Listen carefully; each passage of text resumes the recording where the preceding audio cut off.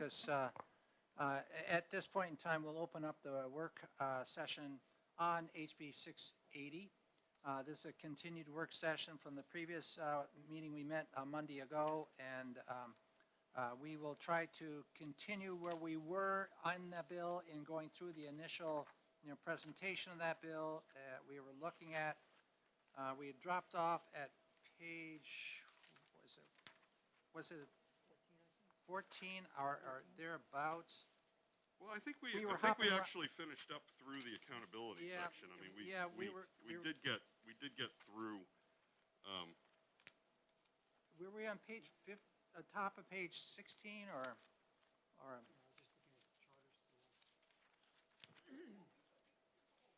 Yeah, I think we did get through the whole bill, but I don't think we spent a lot of time on sections 15 and 16 on page 14.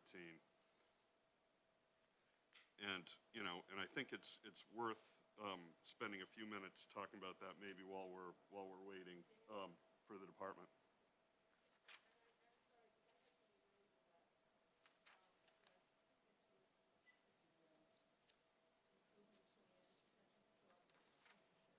Sure. Would you like to turn on your mic? Yeah, so Mike, I'm wondering if you can explain to me what happens if these turnaround plans get developed and then the goals are not met.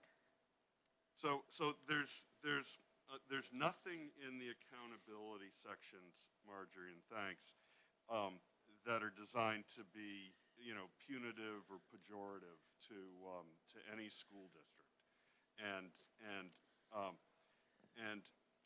it's important, I think, that what we do as a state and conducted obviously through the Department of Ed, that they're able to collect information so that we can maybe even down the road more accurately measure student performance. Yeah. And right now the data that we have are basically the how students perform on the statewide assessment tests.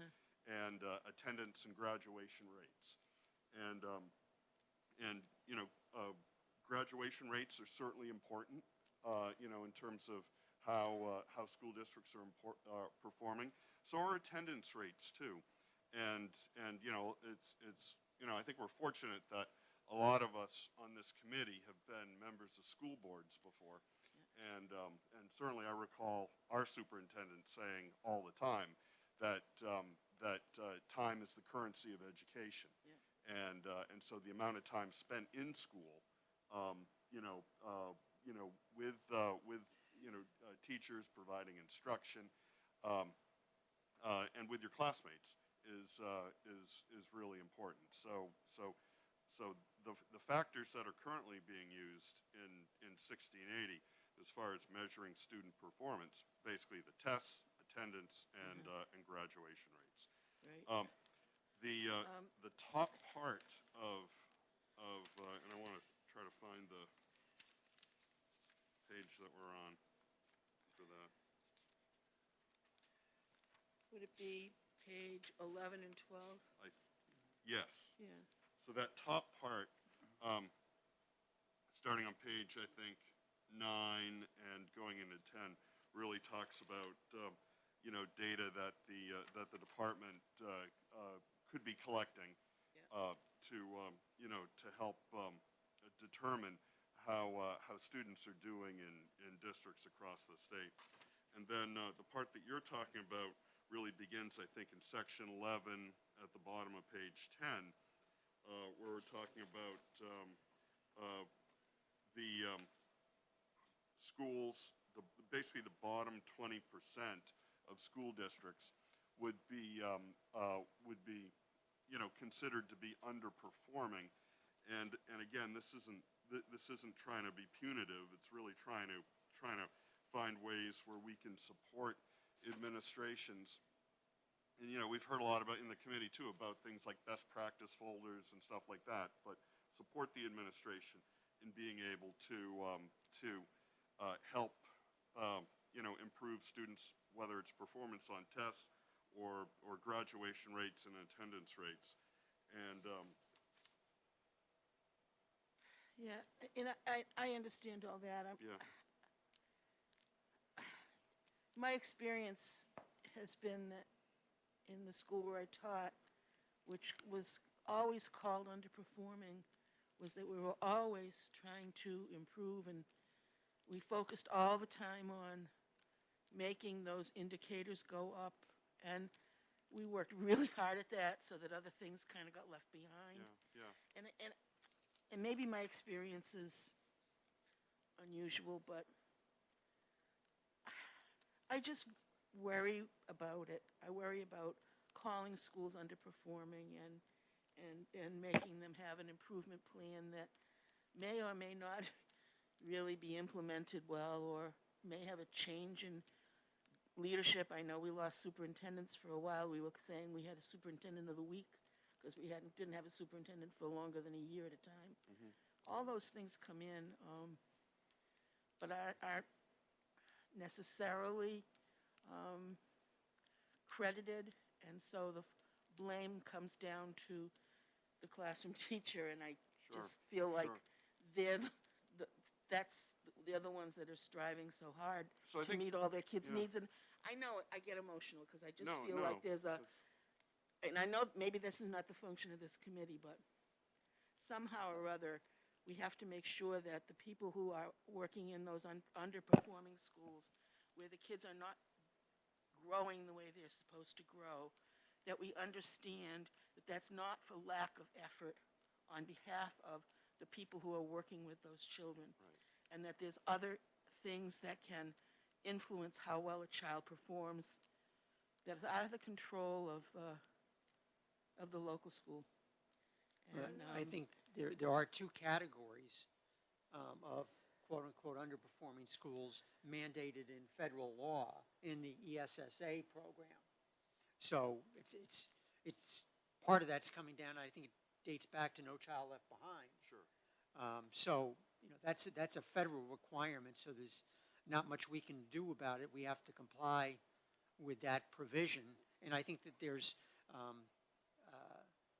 percentages in terms of, was it 5% and 10%, something like that, to define whether a school is in category 1 or 2, which I think they're still called TSI and CSI. So I think with this bill, and I hear what you're saying, Marjorie and Glenn, that,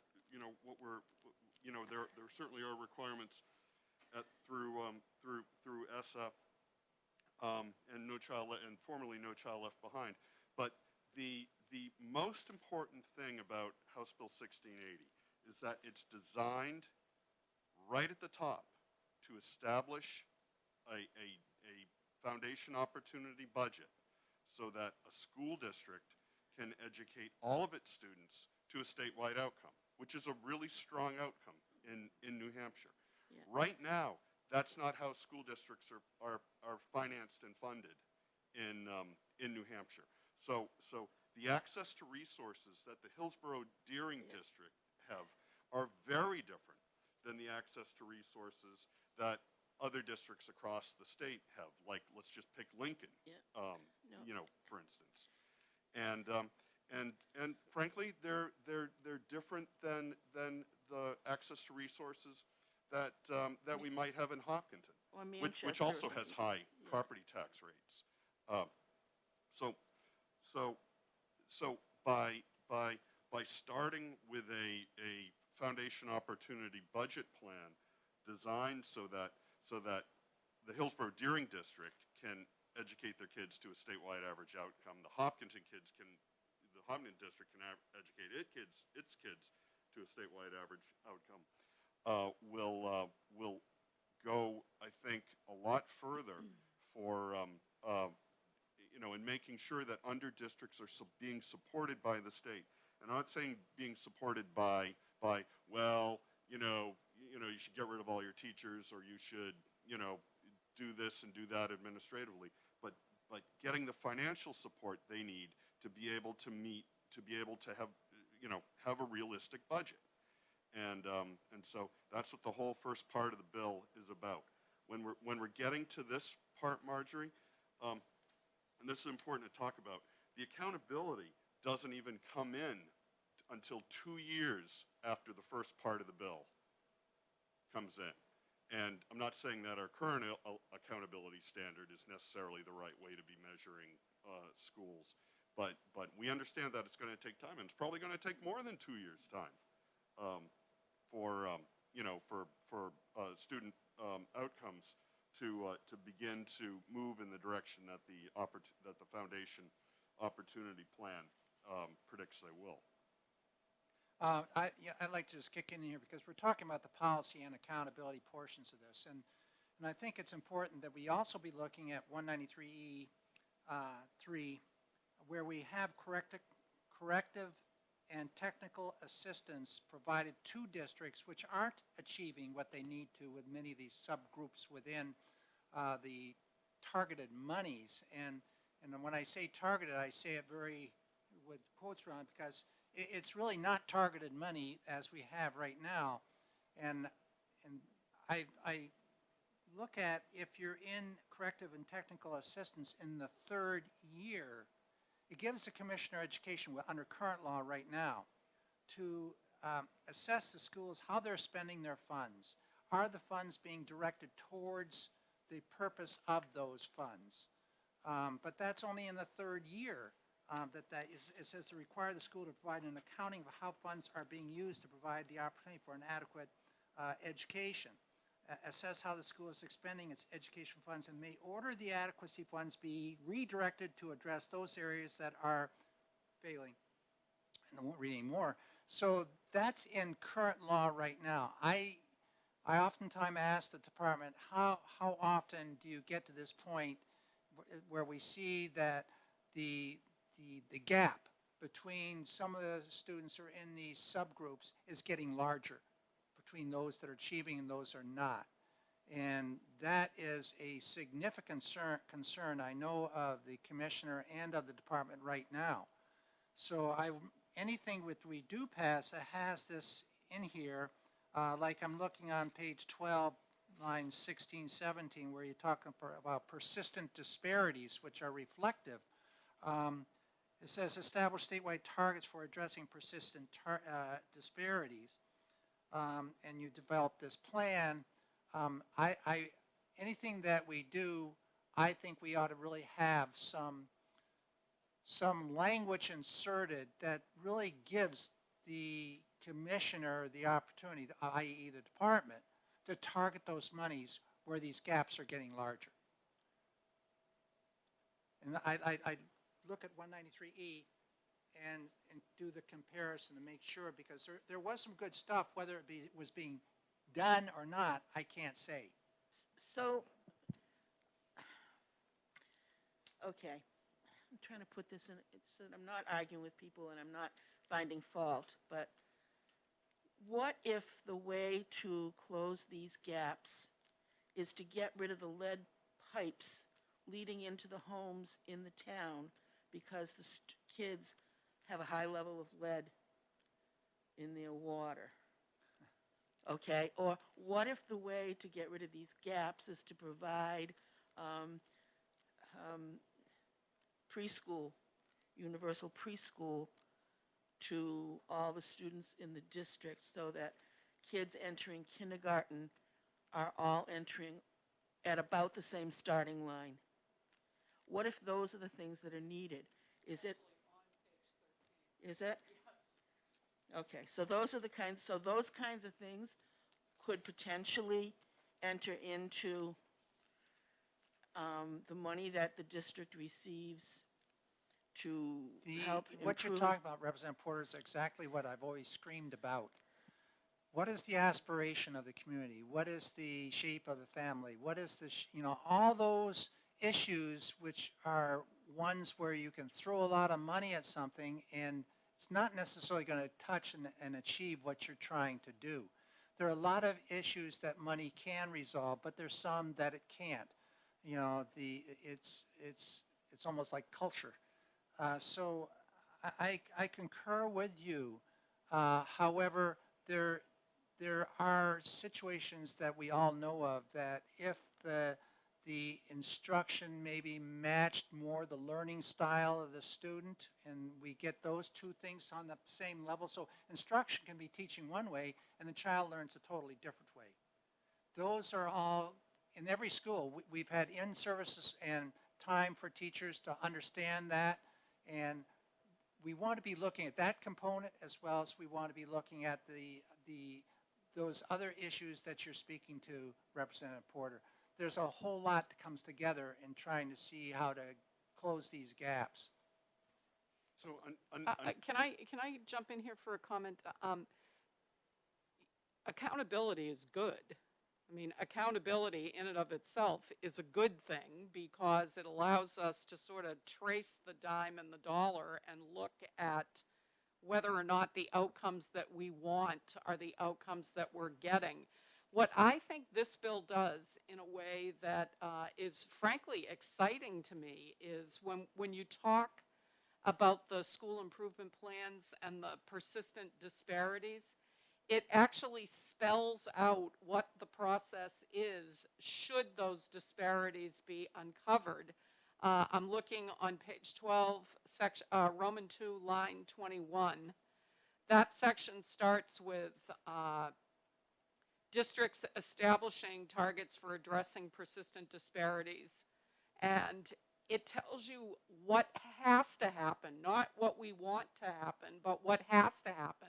That each district shall develop an evidence-based 3-year plan, that each district shall be developed by the superintendent in consultation with the school board and shall consider input and recommendations from parents, other relative community stakeholders, special education, English learner parent advisory councils, school improvement councils. I mean, I think that utilizing the brain trust to do the finances is part one, but coming up with a solution that we can at least all get on board with on what we're going to do when we uncover what we don't want to uncover is part two. And I don't want that to get lost because of the price tag. Not that we've got an unlimited amount of funds, obviously we don't, and that's why we're all sitting here, but I do think that there is accountability in this bill that is very clearly spelled out, and I approve of that accountability. so Thank you, Representative, that was very helpful. And Yeah. you're right, I have not spent enough time perusing all the different little parts that are in here, but yes. So something that's also part of that accountability is that and we don't have that in our current statute is the connection of student outcomes through accountability, because you can measure these things: performance on statewide tests, attendance, graduation rates, plus down the road additional metrics can be considered, but how that feeds back into the funding formula as it's reevaluated at least every 10 years, at least no less frequently than every 10 years, and because of the method, basically a statistical method of analyzing what school districts, how they're spending their money, what they're spending money on, and what their student outcomes are. That can be that's a very tight feedback loop with accountability, and so now, really, for the first time, accountability gets put right into the system of how you go about costing a foundation opportunity budget that closes these opportunity gaps for students in the state. Representative Cordelli, I did think of you repeatedly as I was reading this bill. Yes, and quite surprising, one might say. But the references to parent involvement in this bill, which I know is something that is near and dear to you, I applaud you, Representative Luno, for the number of times and the variety of ways that you were able to sort of put a highlighter over the need to get community involvement in total ownership of the school plan in order to really do what Representative Ladd and Representative Porter are talking about, and that is meet the specific needs of a community, not just sort of the generic needs. Right, right. And not just at budget time, not just when you're voting at the school district meeting, but when considering how students are performing and what, I mean, this is more than just aspirational. This is, I think this is what voters have expected for a long time in New Hampshire, and why New Hampshire has such good student outcomes. Well, I think that the flight path you're talking about with the benchmarks along the way towards achieving those academic standards, which are set by the state. Now, how we do it is set by the local. So what we've got to do is ensure that there is our specific benchmarks, as you allude to, Representative Mullen, along the way that give us the metric, give us the information that's needed to say we're on course or we're not on course. And no matter how you slice and dice this, there's going to have to be strong supervision. There's going to have to be strong alignment between what is being taught and those academic standards that we have set. We're measuring our achievement based upon standards which are in a given instrument. If that instrument's not measuring what our academic standards are properly, we got to get on top of that too, and that's where, of course, the repeal of the Oversight Committee is very important.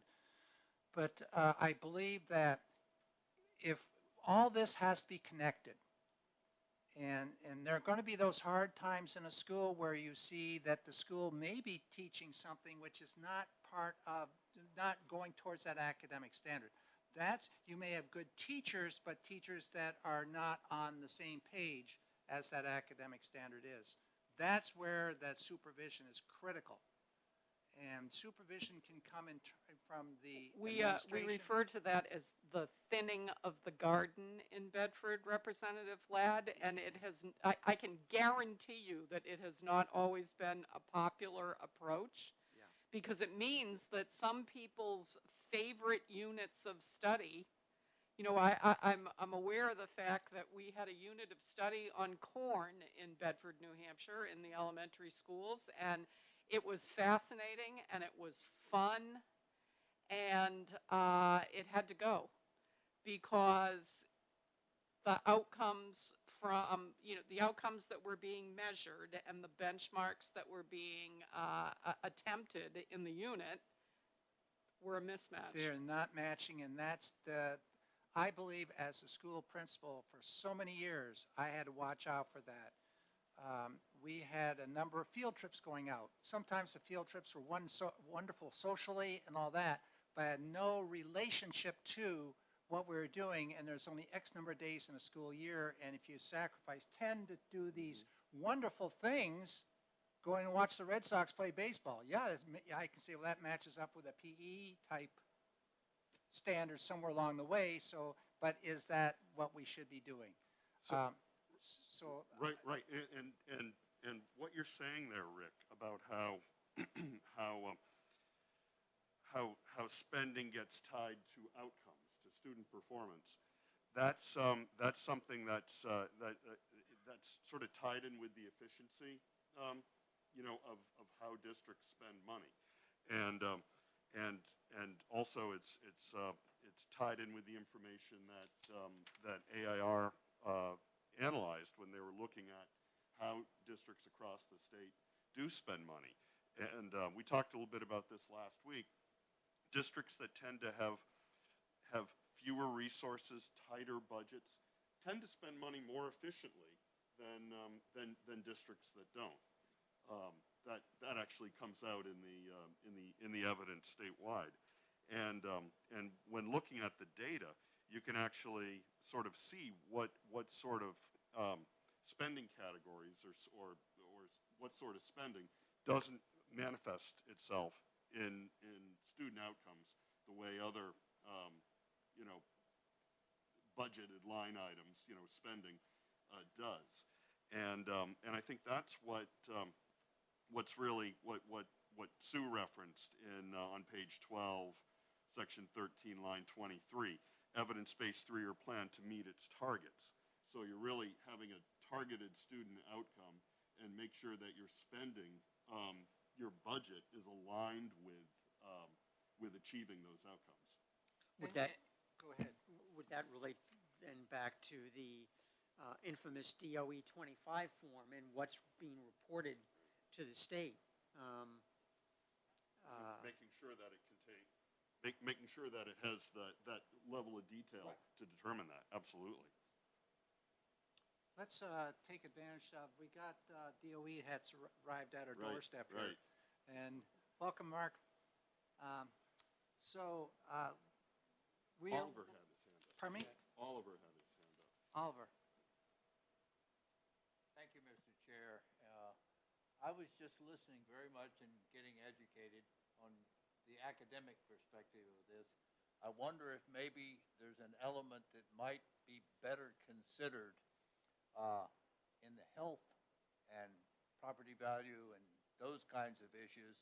If you were to give this performance thing and there were at least an implicit or maybe explicit connection between the lead pipes that Representative Porter was talking about and the health and mental acuity of students, that it might be shifted at least into higher community interest and maybe more of an imperative.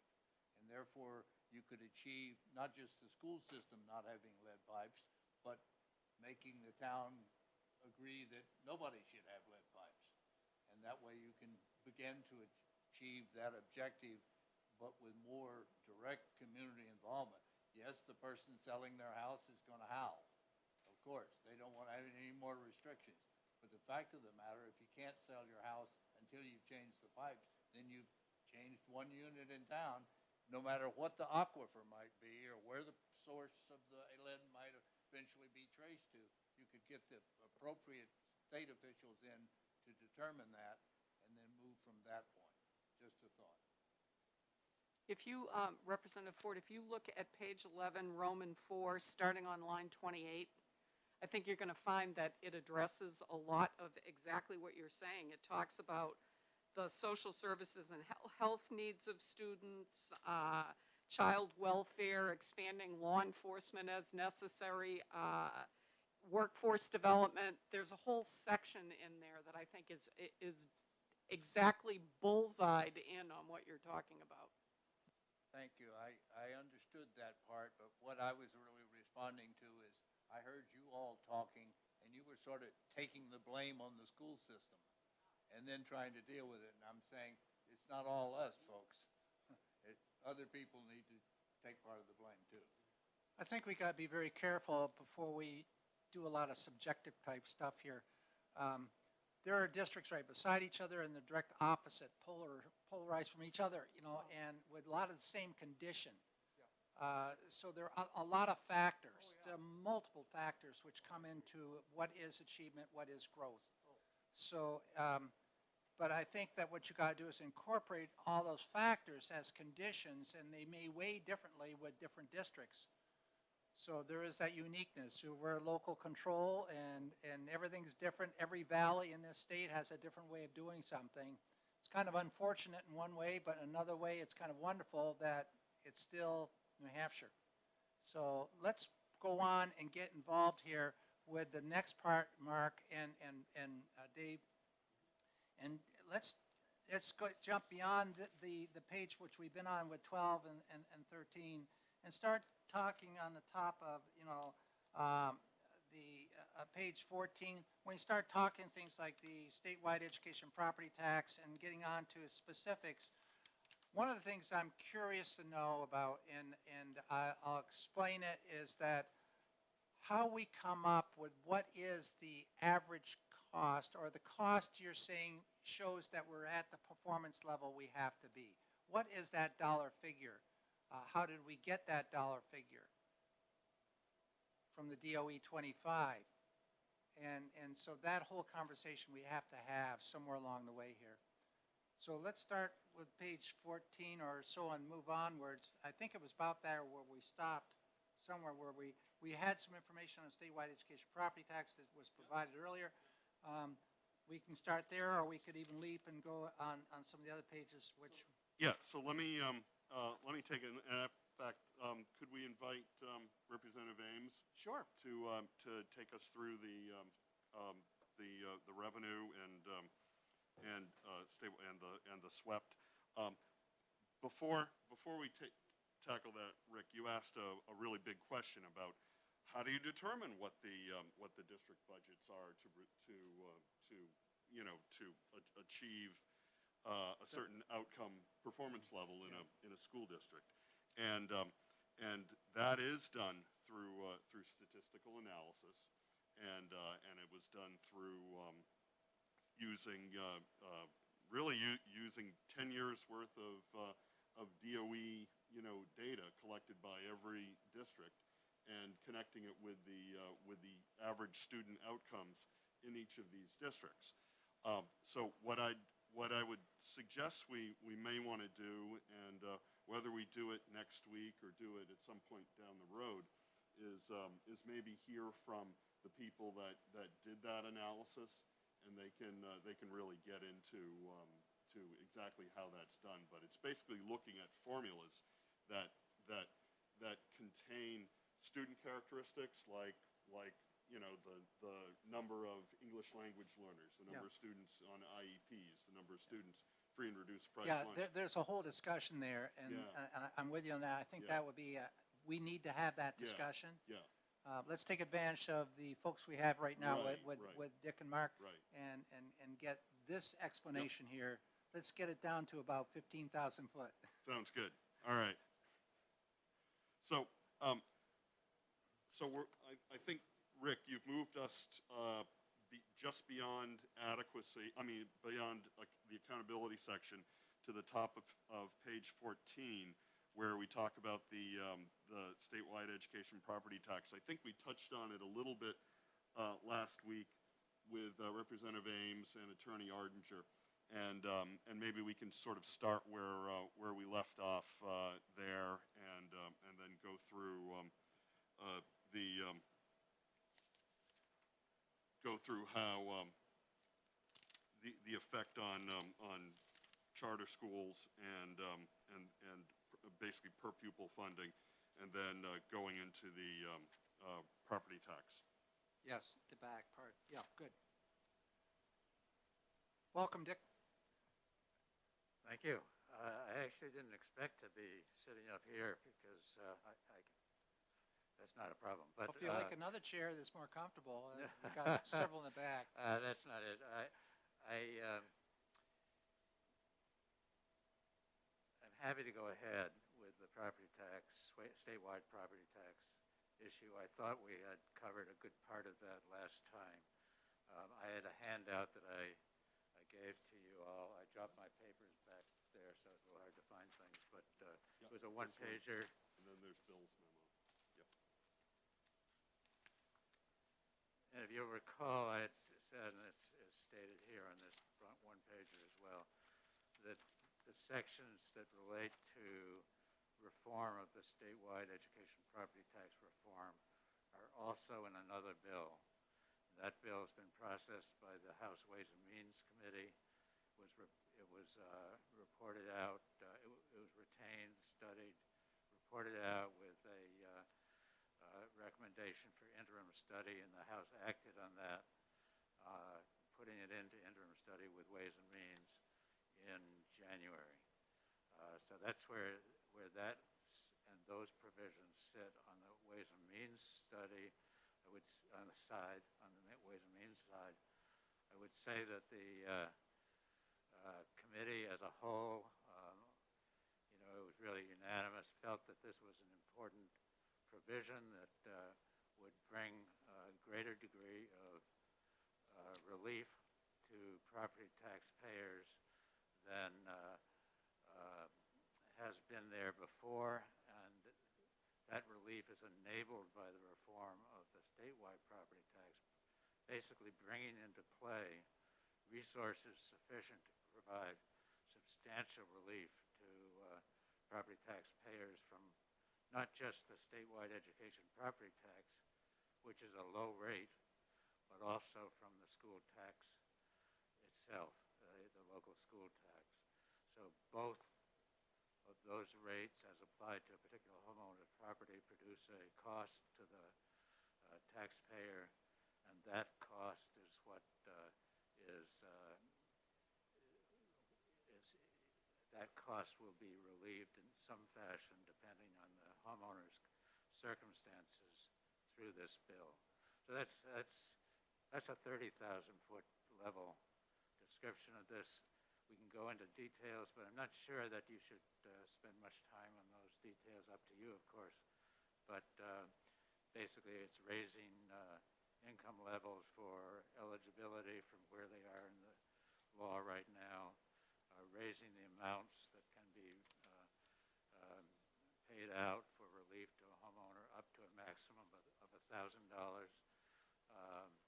because it also has in it a cap on what can be spent under this program of $25 million. So there's definitely an attempt to stay within bounds, but also to provide substantial relief. That's basically it. I didn't go section by section when I said that. I didn't before when we spoke briefly about this in the previous meeting of this subcommittee, but we can certainly do that if you want to do that. How are you arriving at this figure of the homestead value of $150,000? Why that figure? There was a raise from the existing level. I don't have in my head what the existing level is, but it's much lower. And it was sort of looking around, and how did the previous level relate to prices at that time, and how does this level relate to prices at this time? I don't recall exactly, to tell you the truth. A substantial increase above the. Well, Yeah, Dick, maybe you could explain to me, who sets that rate? Is it, We- which department sets that, or is it? Legislature. Pardon me? We do. It's in statute, but how do I know that my homestead's valued at $140,000? It's the assessed value. Your assessed value. So Yeah. we're looking at assessed property value. Yeah. Right. Mr. Chair, early on in this bill that Representative Ames is speaking with, I talked with, at that time, Jeff McLynch over at the School Funding Fairness Project. And also in municipal and county government, we had a bill that ended up getting stuck on the table because of COVID that addressed the fact that originally, when the low-income statewide property tax abatement was put in place, there were a large number of people who were able to take advantage of it. But over the course of time, because property values had increased, but the level was so low in the program, the number of people who were eligible declined because of the value of their property declined, and we had actually recommended passing a bill that raised that level because it was just out of whack. It had been in there for 10 years, and it was, you were only eligible if your house was worth $60,000 or something, and that had been, very, very few. So that was a bill that we did pass, I think, this year. It already did go through. So it's set on assessed value, and this was a reasonable assessment given the increase in property values that we've seen in the state in the last year or two. That's where it came from. Does that make sense? Well, I understand the concept behind all this. I'd like to see, the achievement levels of students that are coming out of these homes are $150,000 or less, if there's any relationship. I don't think that was part of the calculations. Representative Ames can correct me if I'm wrong. We were not looking at the achievement of the students. We were looking at getting some property relief for low-income families, property tax relief for low-income families. That was the goal of that bill, and that's the goal of raising these caps. Yeah, these homeowners might not have any children. You know, they Well, might, I yeah. got that. So- I so, understand yeah, that. It's yeah. just to help, because the property tax is going up and up and up, especially in low property value towns, the tax is going up. This was a way to help the stories that we hear always of the elderly people living on a fixed income, or the low-income families that are struggling to pay their taxes and are property taxed out of their homes because they can't afford it anymore. That was what the goal of this was, to help those people get some property tax relief. In addition, I think it's also an important distinction, because Representative Porter mentioned programs that involve abatements. This is not an abatement program.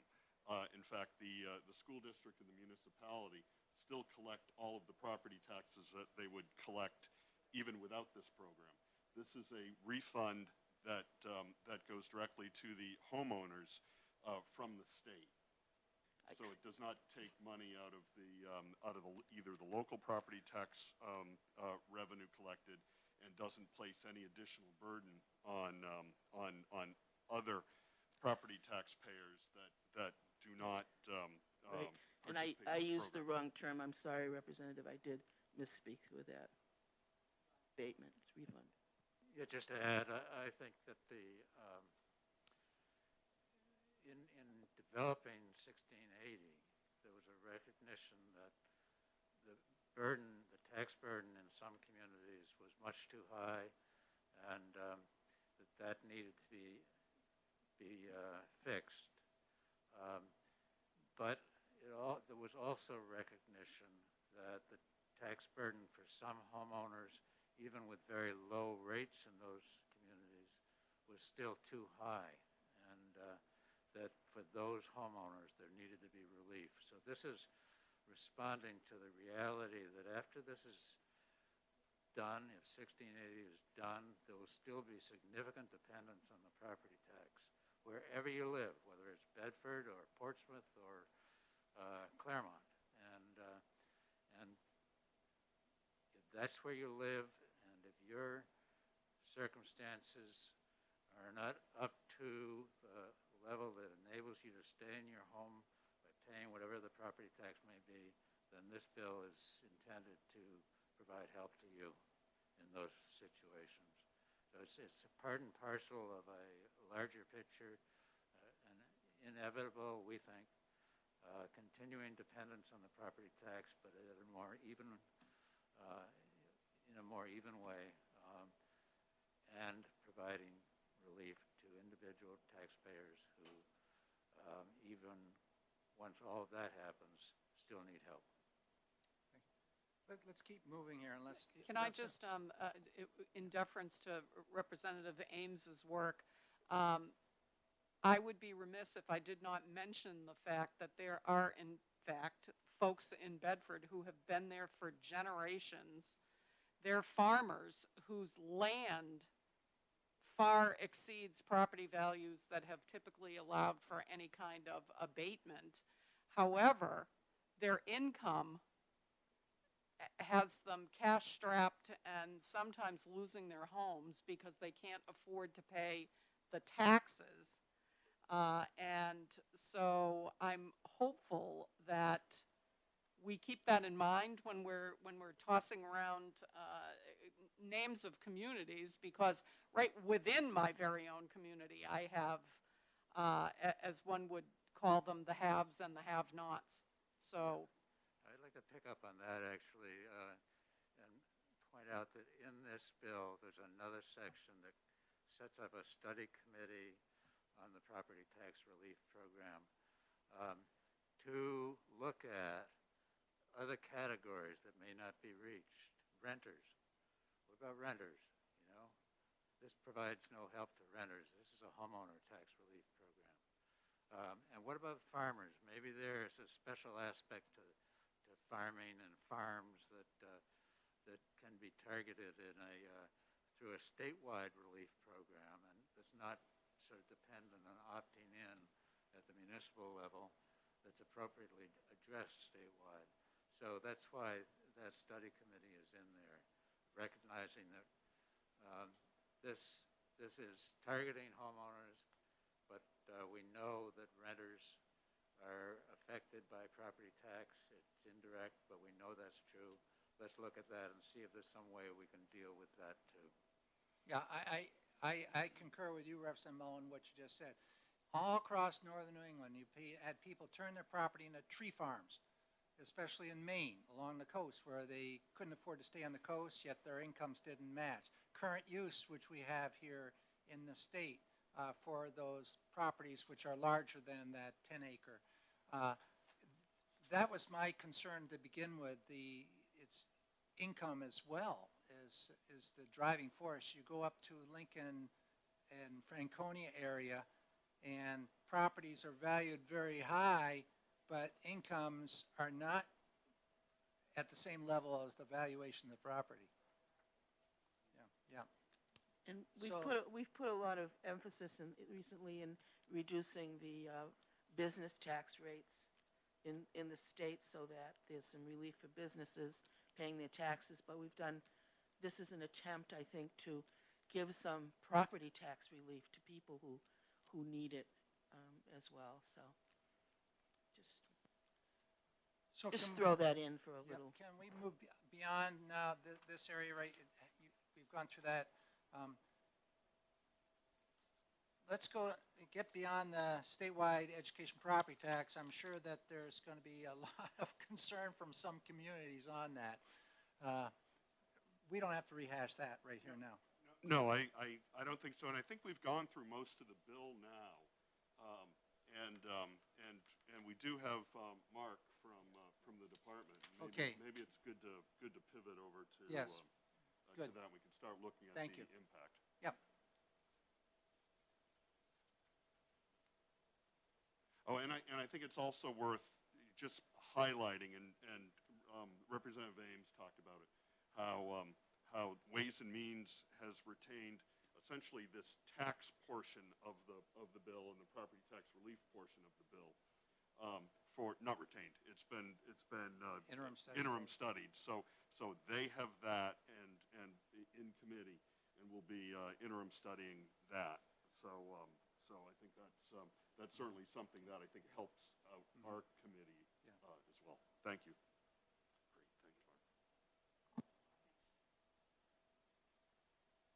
Thank you.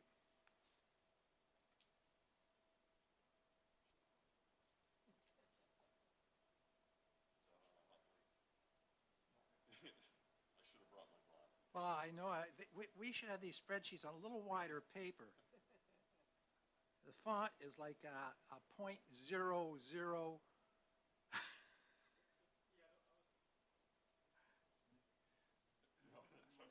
I Dick, think I should. just grab one, Dick. Oh, sorry.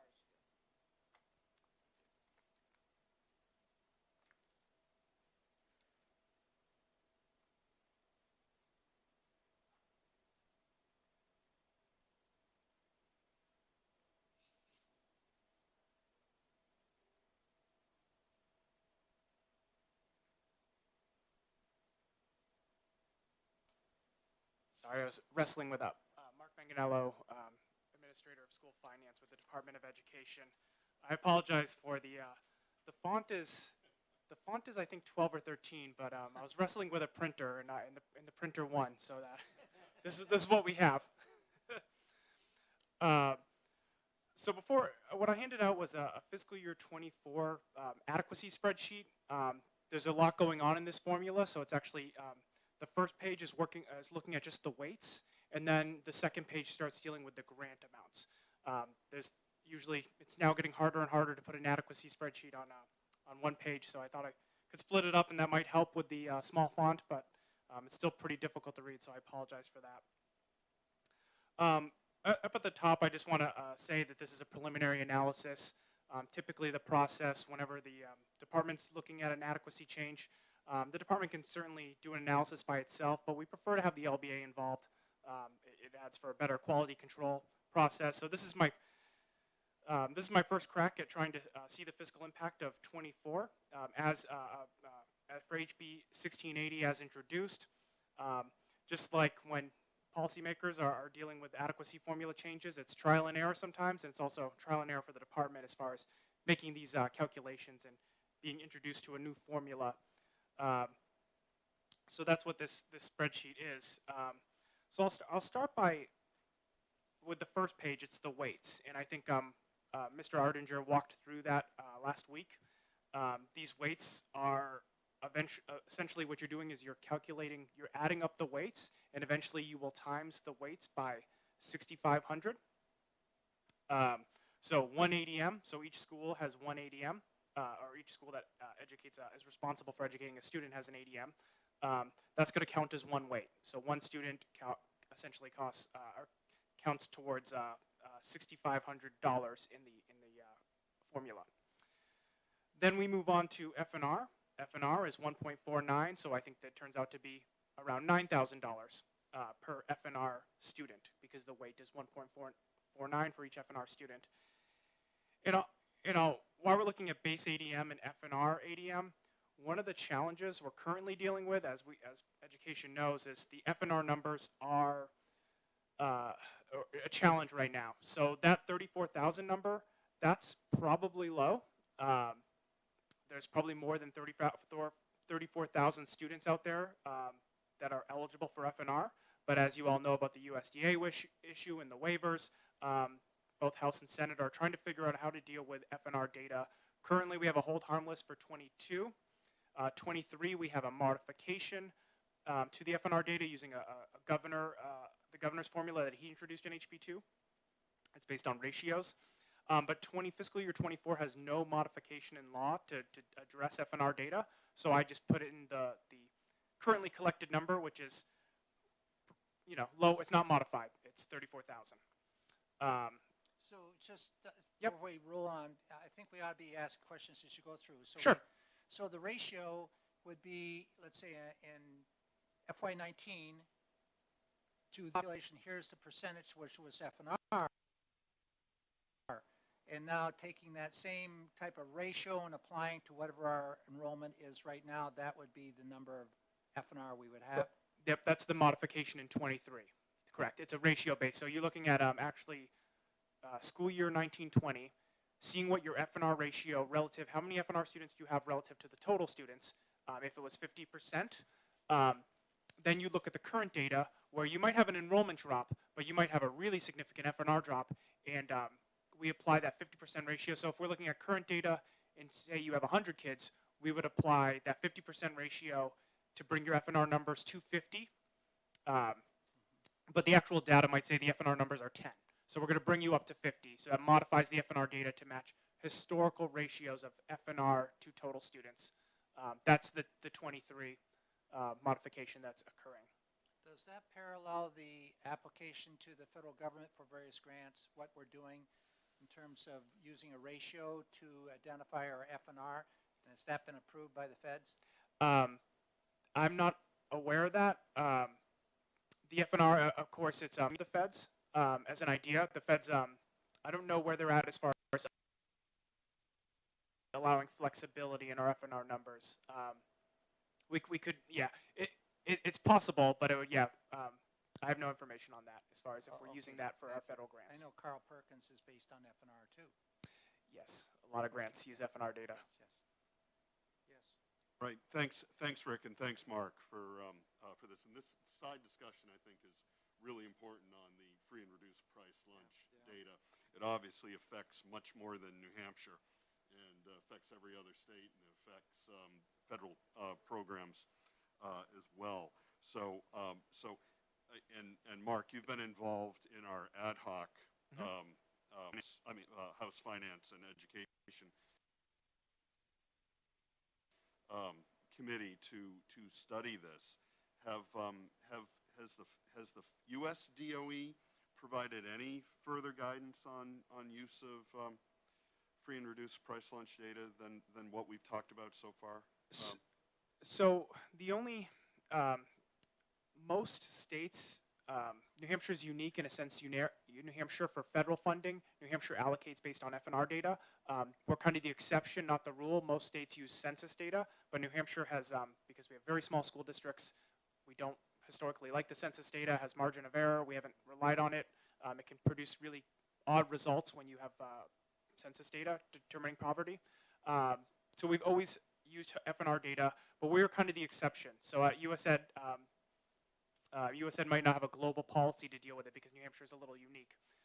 What we have, talking with the food and nutrition program, there is a possibility for us to use Medicaid data as a direct cert.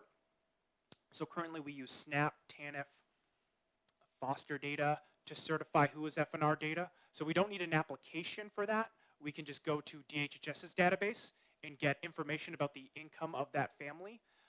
So we're currently exploring the possibility of using Medicaid data to direct cert our FNR data. And so that might put less pressure on communities to get those applications if we have a bigger pool of data to direct cert from.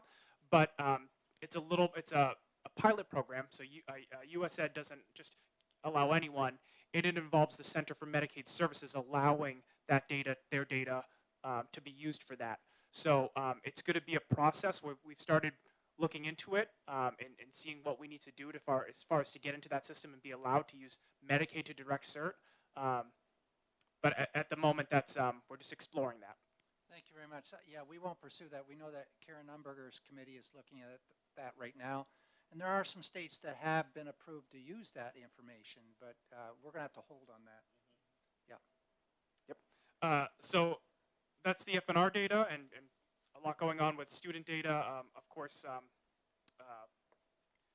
this bill is looking 10 years into the future. It's a 10-year phase-in. And student data, obviously pandemic impacted as well. Hard to know, hard to predict that as well. FNR data has had some variability because of the pandemic as well. But just moving on, SPED data there, 29,762 times the 4.29 weight. That gets you the SPED weight. English language learner, 4,600 students there, times it by the 2.20 weight. You get that weight. The kind of tricky one, and this took a lot of playing around with and trying to get this right, is this new metric. Those metrics we're pretty used to dealing with, but this new metric is based on, over here, the big column that says weights. It's based on the number of ADM in your school district.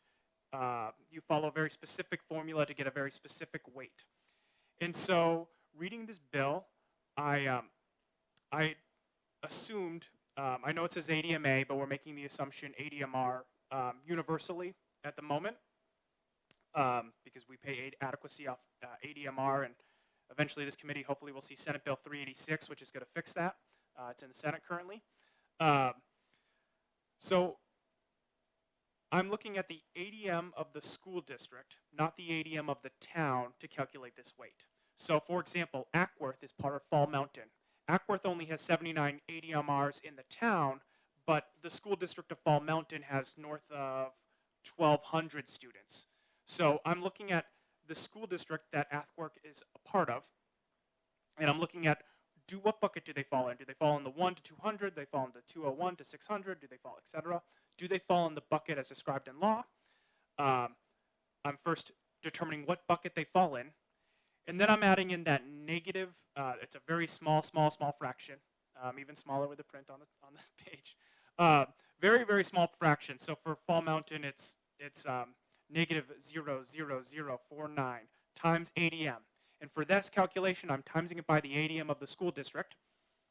So I'm timesing not by 79, but by something north of 1,200, which is Fall Mountain. And then we're adding at the very end, we're adding in basically when you times a negative number times a positive number, like the ADM of a school district, you're producing a negative number.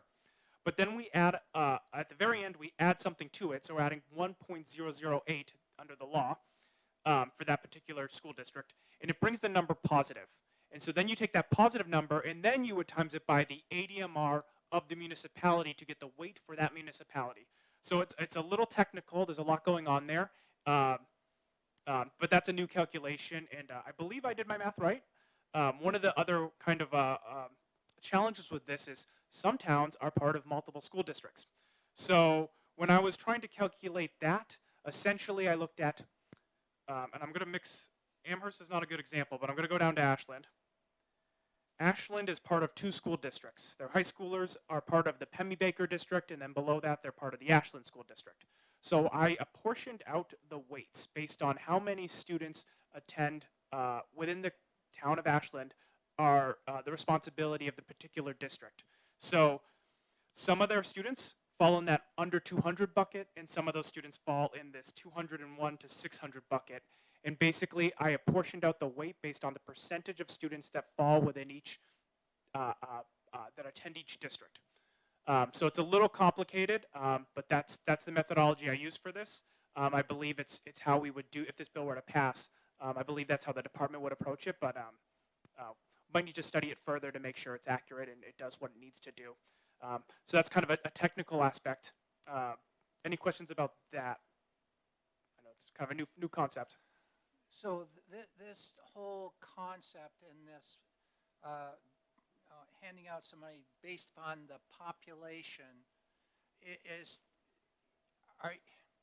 some states break it even further by elementary, middle, high school population. And some break it out by geographic location. I understand where we're going. It is somewhat complicated for these districts which have districts, co-ops, and districts within. We may have to revisit it a little bit, but So Rick and Mark, excellent work on this. I think what, when Mark's talking about the complexity, it's not so much with free and reduced price lunch or special education or ELL. Those are, we call them weights, but essentially that's the same as the differentiated cost factors that we have in the current, in the current formula, where special education has a differentiated cost factor of 0.5, pretty close to 0.5, multiplied against the base cost of an adequate education. Where it gets tricky in here is in the school size. So this is determining it's a formula driven by student characteristics and district characteristics. So Fall Mountain, a great example. So you might have a small municipality sending to Fall Mountain, but it's the district characteristics as you've applied here, and those district characteristics as they relate to total district enrollment or ADM have a complicated formula, because we didn't want to have enrollment cliffs where if you took on one more student, then you would lose a tremendous amount of money. So, or in a tremendous amount of grant, potentially. So this formula takes on, the formula of, y equals mx plus b, where you've got the slope and the y-intercept, and that's the negative part, which always becomes positive when you add the intercept into it, and gives you a smooth transition as the size of your school grows, and you continue to increase efficiencies with larger districts. So we think it really does approximate what our total statewide budget comes to. In fact, in the final column here, Mark, you get pretty much right on what the total state spend, combination of local revenues and state revenues, spend on public school districts across the state in the year where this calculation was based, which I think was FY19. So Yeah, and I'm sorry, FY19. Yeah. And I just to talk about it, this is a new concept that I just went through pretty quickly. I'll say that I had multiple columns. This is a roll-up. Obviously, I had multiple columns of work of dividing out the districts, dividing out the buckets. So I could present it that way, which would be a lot more columns on the spreadsheet. But yeah, it is a new concept, and there's a lot of Excel columns that went into it. And this is just a roll-up of where it ended up. but yeah, and thanks for that, the sort of explaining of the algebra with that. That's helpful to understand.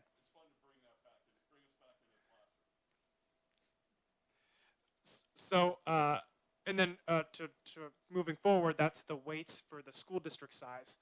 As we don't have this formula doesn't specifically call out geography, but maybe you could. School district size is sometimes a proxy for geography, not exactly. Well, in other states, geography is very, very important. I was in one state where a hydrofoil served as a school bus. And you had to have a pilot's license to run the hydrofoil. But I think in terms of looking at weights in schools, it costs more, I feel, and some people debate me, to educate a high school student than it does a elementary student, due to the technology required in that high school for those credits to graduate. And that's how we came about with the universal cost initially in the old formula.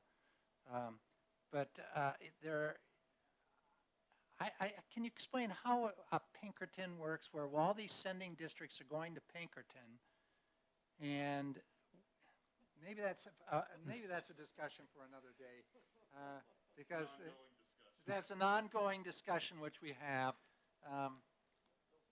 Yeah, don't go there right now, Mark, please. Just keep marching along with your formula. Yep. So the grades are the next part of the equation, as Representative Ladd, Chairman Ladd was pointing out. Grades is also part of the formula here. Grades 6 to 8, 38K in the states. Add that 1.42 weights, or multiply by that 1.42 weight. You get a weight there.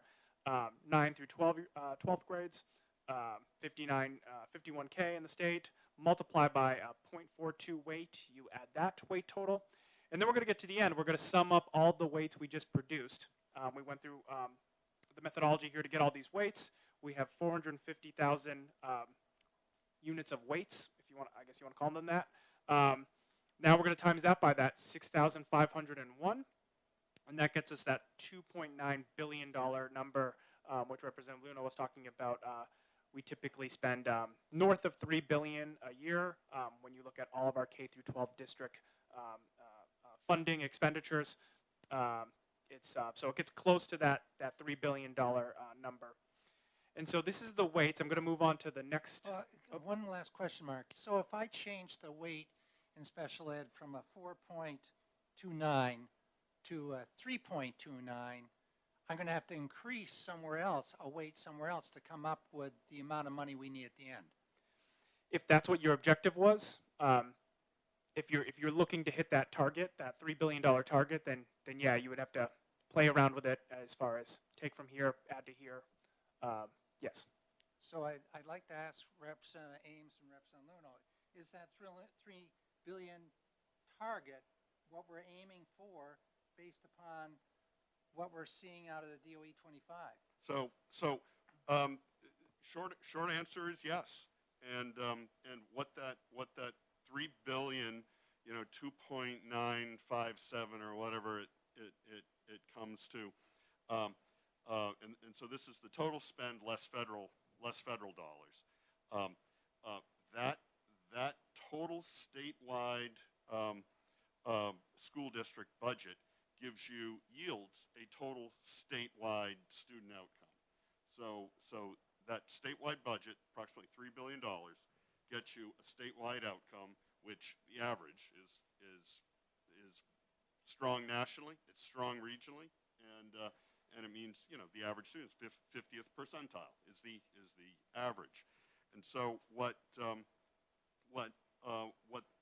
this bill does is carves up that $3 billion into district budgets. What would it take the Hillsborough-Deering School District to educate its average student to a statewide outcome? What about Manchester? What about Hopkinton? What about Bedford? What about Haverhill? What about Wolfboro? And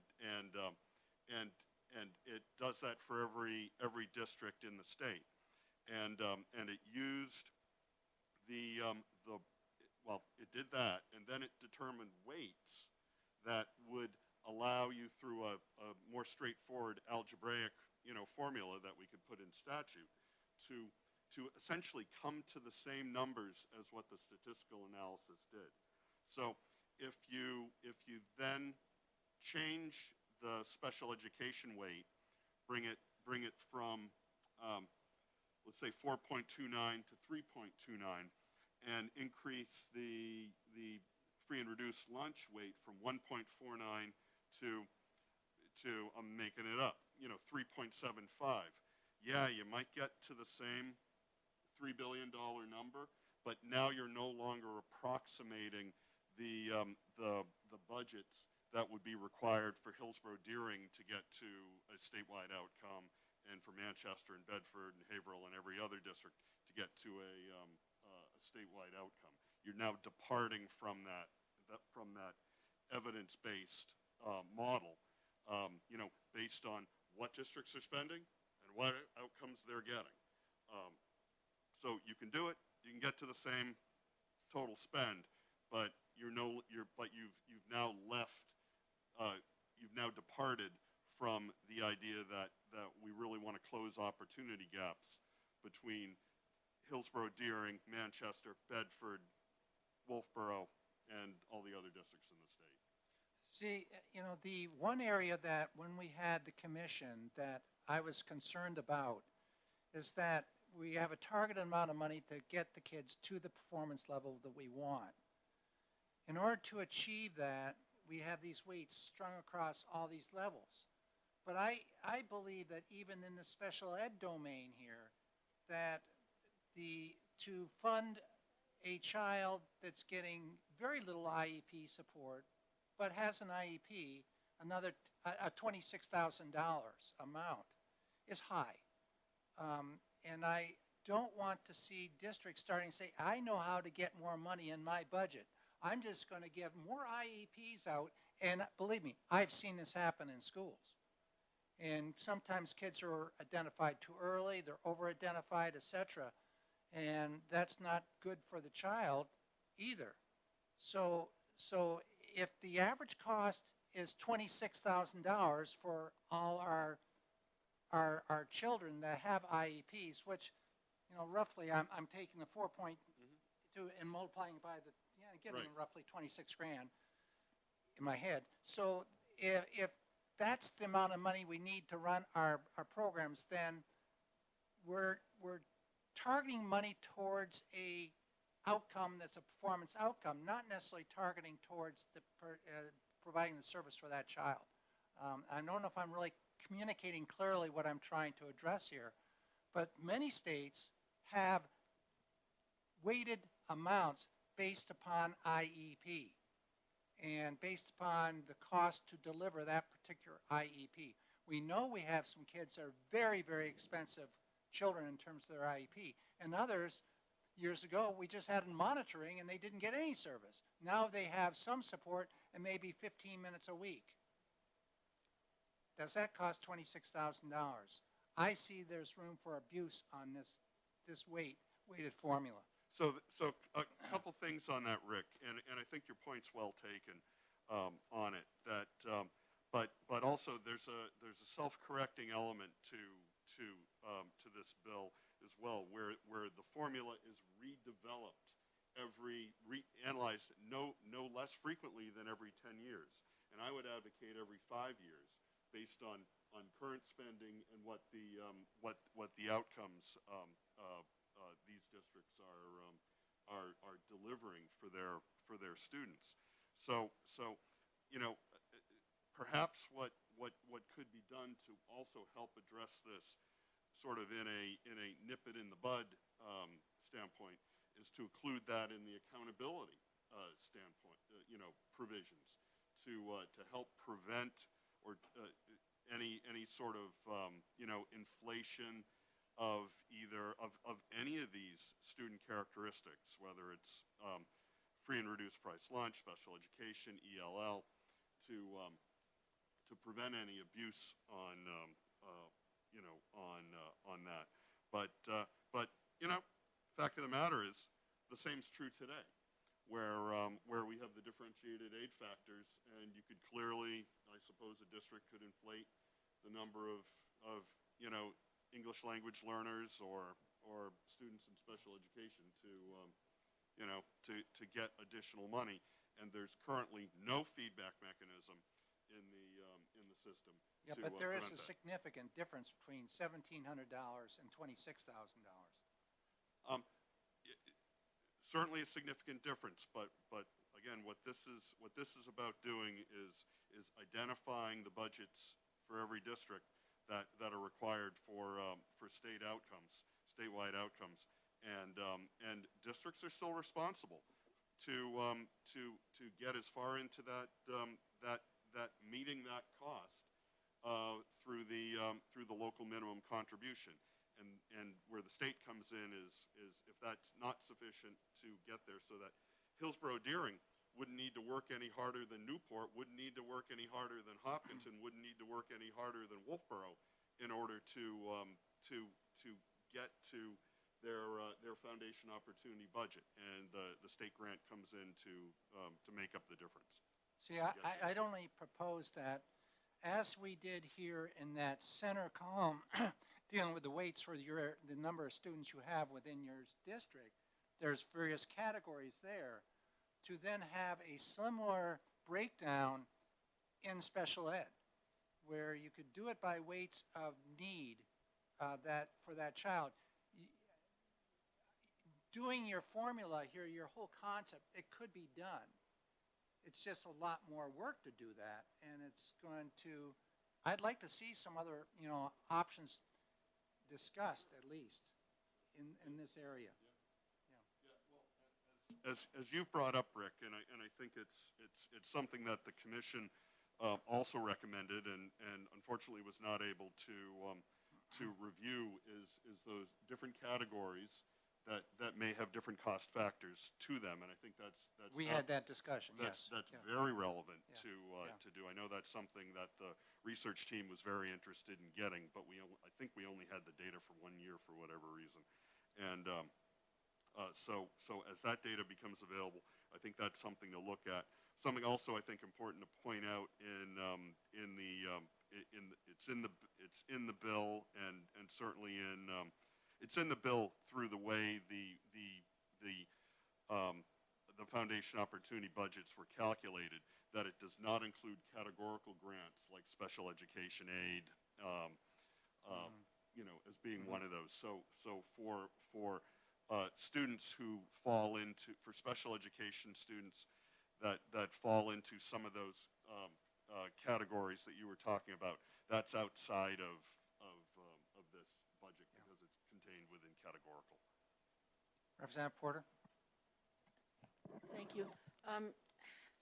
I may be jumping ahead of you, Mark, but I wanted to just ask you, I'm looking across the rows here. I'm looking at Antrim, one of my towns, and the final figure on the far right is $6,490,500. Is that the figure, according to all these numbers, that it costs, would be to cost? Yeah, you're up. Oh, I'm sorry, You're up my one. my little eyes are. Okay, but the same figures, okay. That's what you, according to all these figures, that's how much it would cost to educate the kids, to provide adequate education for the kids in Antrim, given all these weights and numbers. So I as far as the policy aspect, I would refer to members on the Yeah. commission. It's Antrim's part of reaching that statewide average outcome. Is that correct? And then from that, we figure out how much the state's gonna contribute and the town's gonna contribute? I mean, I know Right, that's right. the next, so that's what that figure is. Yeah, so the way that would work, and let's just, we'll keep, Because I was just looking down the thing, and there's some huge numbers in there, like Concord's got 68 million. There's a lot of differences, and I know that's because of the number of students, but I just wanted to know what that figure was, and I think you answered yeah, it. so I think Mark's probably gonna walk us, that's on the second, part of the handout. Yep. We'll Yep. we'll walk us through how you get to that. Okay, I have one last comment on this front page. I'm looking at the weight for F&R, and we know that poverty is a significant factor that contributes to our metrics, which we get back in achievement. And then I look at the SPED column, and we have 34,000 youngsters in one and 29 or close to 30 in another, and yet the weights are so different. Would we get more mileage if we were to take some of that weight and move one other way, if in fact we were to get into a breakdown on the different weights for special ed IEPs, different IEPs, and put the difference over into a weighted increase for F&R? We posed your question to the SPED Bureau, the one you had last week, Chairman Ladd. As far as the DOE 25, the cost of special education, I ran the math real quick, about $780 million in SPED cost, K through 12 district education. 780 million divided by 30,000 is approximately that 26,000 average. That's the only information I have available to me as far as the SPED students and cost of SPED students. But yeah, as far as getting granular, I don't have that information. Yeah, and using averages like that is not always the best way to. There's certainly some outliers. Yeah, I'd like to see that plotted out on a graph. Okay, let's move on to the second sheet then. Okay. So the second sheet is that 2.9 billion number, rolled that over into the second sheet. So that's how we ended calculating all those weights. We got to that $2.9 billion number. So that's that's column C. Then in column D is the adjusted annual foundation opportunity budget. So this is going to be adjusted over, I think in the bill is introduced, adjusted over, I think 8 years, or several years. And so the adjustment, first off, no matter what, the adjustment will always be 95% off that $2.9 billion, so 5% off that $2.9 billion number. That's the first adjustment that is made to calculate the annual foundation or adjusted annual foundation opportunity budget. But then there's another adjustment, and this judgment is going to progressively get higher, so the amount decreased will be progressively lower over time. In that first year in 24, under the bills introduced, it's 70%, and then I think the next year it's going to be 74%. So over time, over the phase-in period, the adjusted annual foundation opportunity budget is going to grow each year, that percentage cut from it is going to decrease each year. So eventually, holding all these weights constant, eventually it would be 95% of that 2.9 billion. Right now, applying that 95% adjustment plus the 70% adjustment, it's equal to 1.9 billion. So that's how that, and basically the way to think about this as far as comparing it to, this is kind of the cost of inadequate education. So this is the benchmark that the state is determining it is its schools must achieve. This is sort of the benchmark, similar to the way adequacy is, cost of inadequate education is. So that number is going to progressively get big, holding student weights constant, which I know is not the case. Holding student weights constant as we increase the percentage applied until we get to 100% of the adjusted annual foundation opportunity budget. That's going to get closer to that $2.9 billion number. Then the next step, so that sets the standard. The next step is looking at the local side. So the next step is a $5 per thousand with the equalized valuation property statewide. $5 per thousand tax rate applied to each of these towns. And so I did it just consistently applied the $5 per thousand. There's some possibility to, under the bill, I think there's some possibility to go under $5, and then there's a potential financial penalty. But we get out of those weeds later, or we can get into those weeds later. So column E, there's $5 per thousand. So if we do $5,000 per thousand and we look at every single one of these community, that's going to raise $1.1 billion statewide.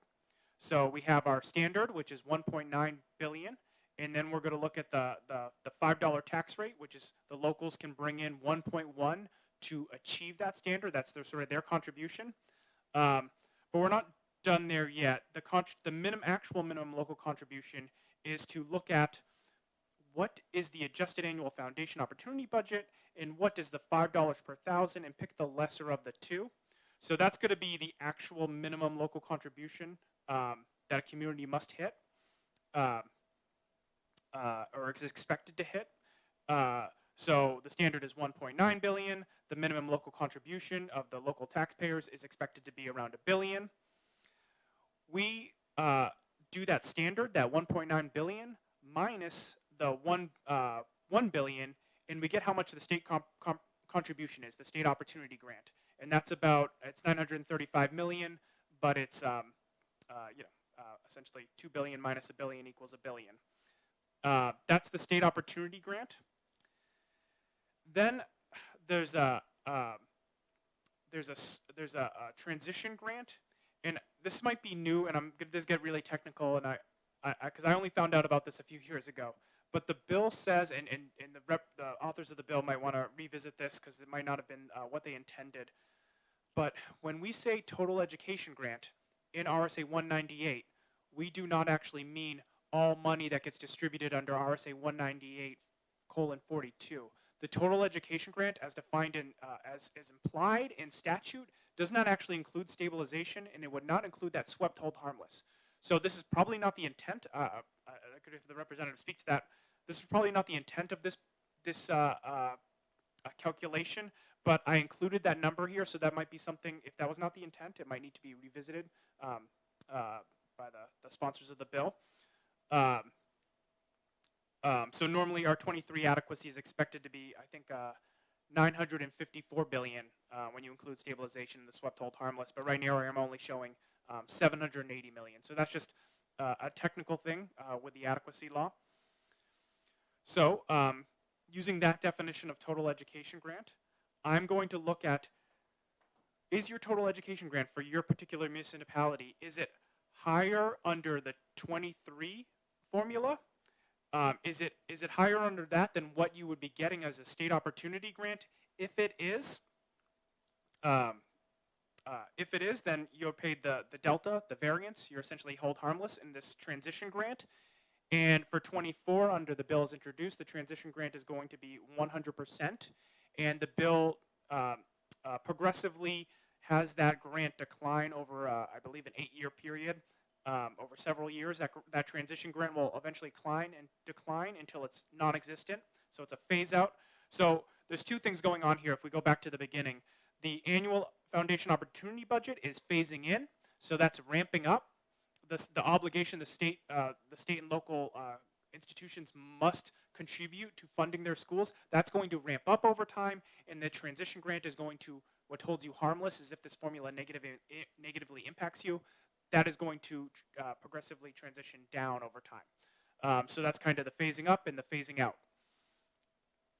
So your state funding is going to be that opportunity grant plus a transition grant if you're eligible for a transition grant. So the number there is $1 billion and 48 million.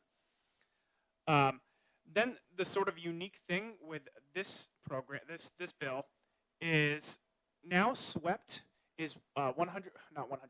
It's 97% deposited in the education trust fund, and a municipality gets to keep 3% of the swept warrant for themselves. So it's actually swept as not an education grant anymore. Under this bill, it's a municipal grant. But since we're comparing apples to apples here, swept is currently an education grant. So I'm adding the 3% retained swept as basically state aid, just to make it apples to apples here. Even though this 3% swept retained will be going to the municipality and not the school district. Everyone's getting every community pays swept. Every community is getting a 3% retained. 3% of it retained. The rest is going to the education trust fund. So that is how swept is factored in with this bill. And then if we go to the very end here, we have HB 1680, total state funding. Total state funding is going to include that opportunity grant, that transition grant, and your swept retained. And it equals $1,059 million. And then if I look at current law adequacy is estimated to be $951 million. So overall, we have a net change of 107 million. But if you look at the town by town, some communities are receiving less, and I think a lot of the reason why they're receiving less is because of the way the transition grant is structured. I have not played with these numbers too much, but if you're losing a swept hold harmless grant or you're losing a stabilization grant factored in as your 23 hold harmless, that's going to put a negative number in there. Also, another thing to consider for the sponsors to consider is the hold harmless truly isn't a hold harmless. It's not going to show up as it is a hold harmless, but it's not going to show up as a hold harmless on these type of spreadsheets because 24 has the CPI adjustment that 23 doesn't have. So that's also producing some negatives here. So that's just things to think about as far as when you look at a spreadsheet, what is it telling you? That's currently, as far as I've got, as far as playing with these numbers and looking at what this bill does. That's some of my insights, but other than that, Negatives in column P. yes, Yeah, the net change right, negatives. Right. And so, so in likely more in reality, a lot of that. I mean, right now you're using the same ADM as FY23. Is that right? I forget. Correct. Yeah. So. Or, sorry, no. No, that's not correct. No. Mostly correct, except for there's no FNR modification. But yes. Right. No There's FNR. no FNR modification. Correct. So what I would say in P when we see negative numbers, they're really what's the term? Artifacts coming from the FNR. In FY24 we don't have an FNR modification. FY24, did I get it right? Yeah. And then the CPI indexing. It's mostly CPI. So the 23, there is an FNR modification to help districts out. Right. 24, I am comparing it to 24 current law. I'm using 24 current law ADM numbers to build the HB 1680 analysis. I'm also using it to compare it against current law. So that's actually apples to apples. The CPI is not the apples. Is when there's yeah. So essentially negatives in P are really artifacts from that as opposed because the hold harmless really is there to bridge most of that difference. Yeah. The hold harmless truly is looking at 23 and functionally holding you harmless, although the definition of total education grant is different than say what you get under RSA distributed. But no, the hold harmless as designed certainly does what it's intended to do. It's supposed to hold. It works as a hold harmless. It looks back 1 year, but just when you're doing an analysis and you're comparing current law versus projected or proposed law, it creates those. Mark, variances. I'm looking at the two largest school districts in the state, Manchester and Nashua. And I'm seeing Manchester coming out with an additional $12 million, and I'm seeing Nashua coming out with an additional $30,000. Both have double-digit in the thousands students. What would be the reasoning for one district getting so much more and the other not? I want to say, I don't know. That's I'll have to look into that. I don't have an answer off the top of my head. I was going to say stabilization, but it's definitely not stabilization. Yeah. I don't know. I have to look into that. That's a really good observation as far as the difference there. Thank you. Representative Porter. Thank you. So I want to get back to the $5 tax rate.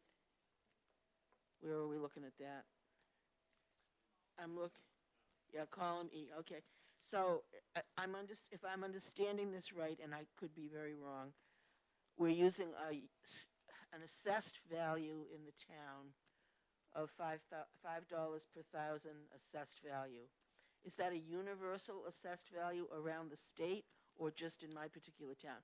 So a 4-bedroom, 2,500 square foot house in Nashua would have the same assessed value as a 4-bedroom, 25 square foot house in Hillsborough or Bedford or Amherst. No, it's based on the property values in your town. Why I was nodding my head was because it's equalized. So your community might have its own assessment schedule. Each community does their own assessment. Some of them are really more frequent. Some are really assessing every year. Some are assessing on a delay. So it's equalized to match what is the market.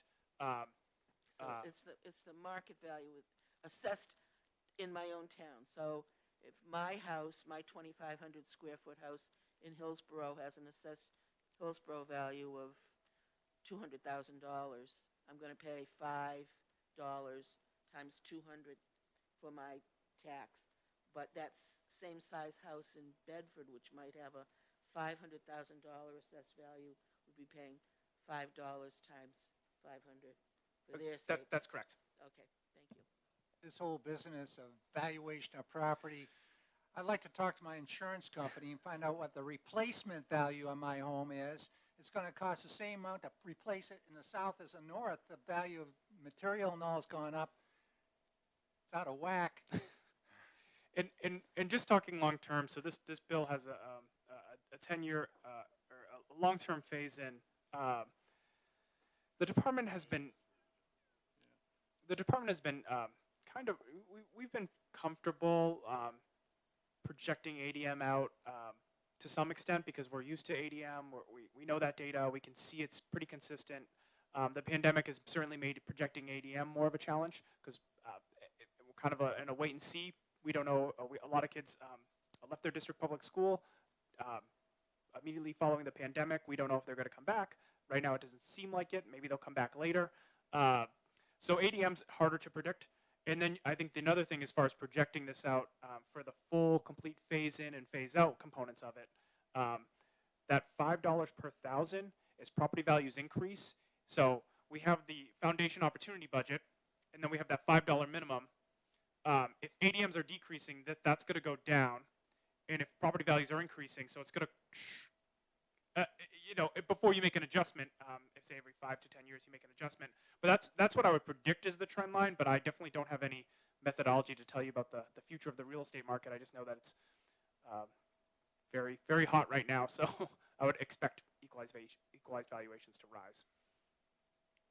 Are we using, there was a lot of discussion, I know, ADM-A versus ADM-R.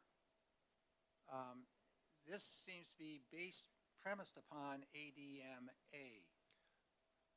So I did the whole calculation is based on ADMR. Okay.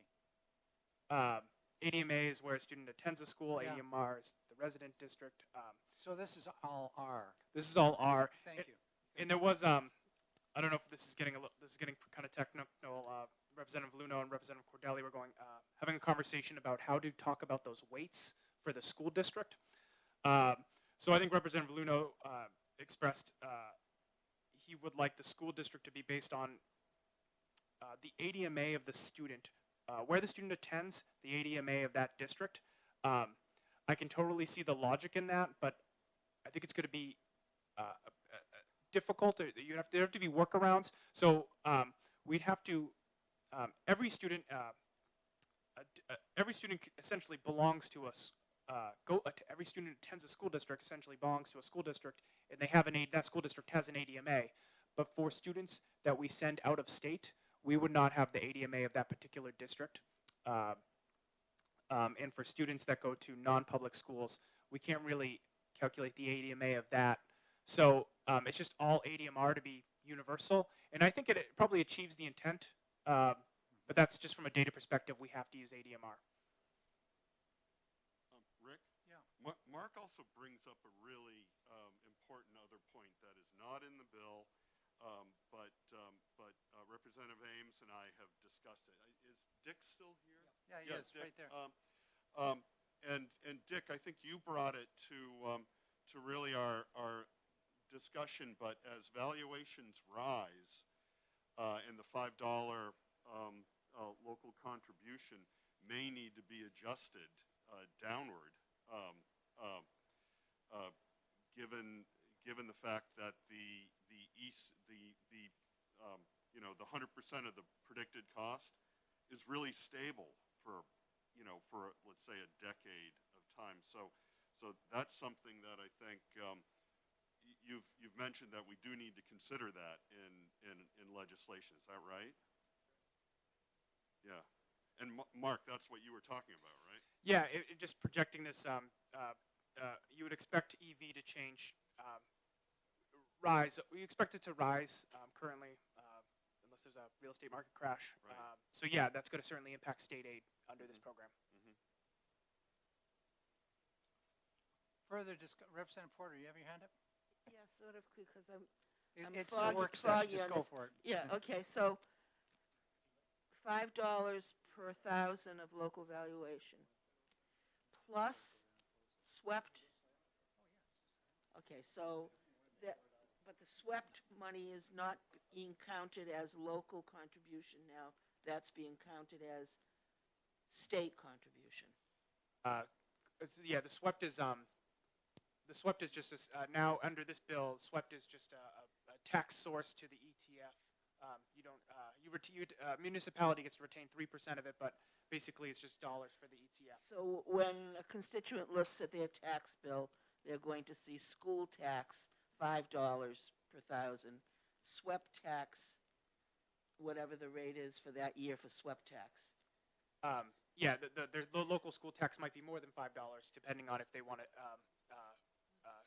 raise additional funds above the state. Yeah, right, right. But yes, yeah. they'll that when a taxpayer is looking at their tax bill under this proposal, HB 1680, yeah, they'll know that their swept is going to the education trust fund, and that their community is keeping 3%. That it's not 100% a state grant. Yeah. Okay, thank you. Are there further questions right from the committee today? Representative Mullen. Thank you, Mr. Chair. Thank you, Mark, for taking my question. So, on the transition grants, Yep. am I correct that I could estimate how much less a community is going to get in a transition grant from year to year by looking at just at the percentages based upon the original transition grant? I see Representative Ames is nodding his head behind you. It's a little more than that because the foundation opportunity budget goes up every year too. Okay, So you have both these things sort of converging at the same time as the foundation opportunity budget goes up and the state grant to get you there goes up. The transition grants are going down. so if the transition grant goes down by 10%, but the foundation opportunity grant is going up, would the difference actually be less than 10% on that figure? Are you looking at? I'm sorry. Are you looking at Bedford, Representative? Yeah. Okay. Bedford caught my eye as well when I was going through this, and I did analysis on 25. It's not in front of you, but I did look at 25 for Bedford because I was curious. I saw Bedford got that 76,000 decrease, and I couldn't, off the top of my head, I couldn't think of why that was, and it's because of the CPI adjustment when comparing 24 current law versus HB 1680 proposed law. But I did look at Bedford because I thought what Representative Luna was pointing out, what happens to a community like Bedford. Right. There, when you increase the annual foundation opportunity budget, Bedford doesn't become a transition grant town anymore. They become a state opportunity grant town. Okay. So yes, so the math could get, it's going to move around a little bit, but as that foundation opportunity budget increases, there'll be less transition towns Right, in the long right. term. So how can we predict, looking at the $1,414,000 transition grant, is that just gone in 2025?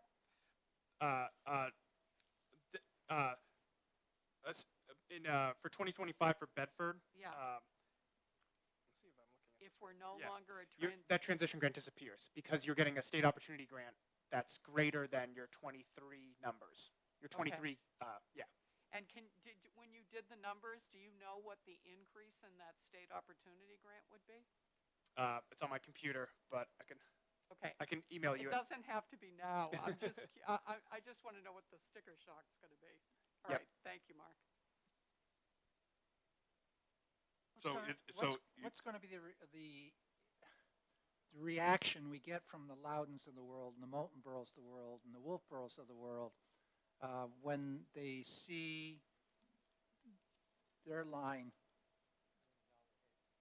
You know, it's good. It's over $1 million in those communities. So, you know, and I think that's a really good question, Rick, and I think there's a couple of things that really factor into that conversation. Certainly, the discussion last week with respect to towns that raise more through the statewide education property tax than the cost of an education, and whether that's actually constitutional, and that's one of the main considerations behind Ways and Means continuing to take a look at that policy. The other piece is I would say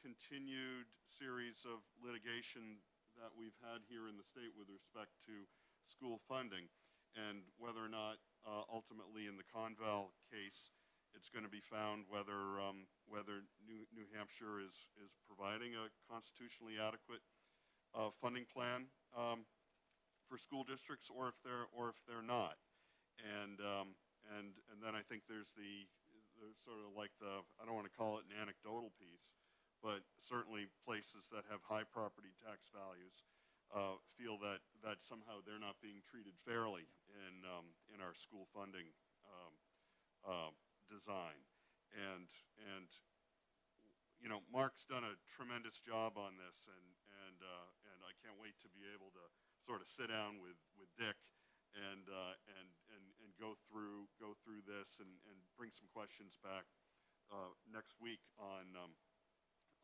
this, but also the number of students that live in districts where they're now seeing their budgets designed so that they can close the opportunity gap, so that the students in those districts, the average student in those districts, has a real good shot at a state average outcome as opposed to what they're getting right now. And when you take a look at the number of students that are positively affected by a plan like this, it's really overwhelming, and it's strong at the start. And I should say it's overwhelming after a decade. And you know, these are the things that I think, and I certainly am not nearly as eloquent as Representative Myler is when he talks about closing these gaps and why we do this as a student-centered program, as a student-centered policy, looking at, you know what, it's not just the kids in Hopkinton I'm concerned about, but it's the kids in Claremont, it's the kids in Newport. I talk about Newport all the time because it's 25 minutes up the road, and they've got some of the highest taxes in the state, and honestly, the lowest outcomes in the state.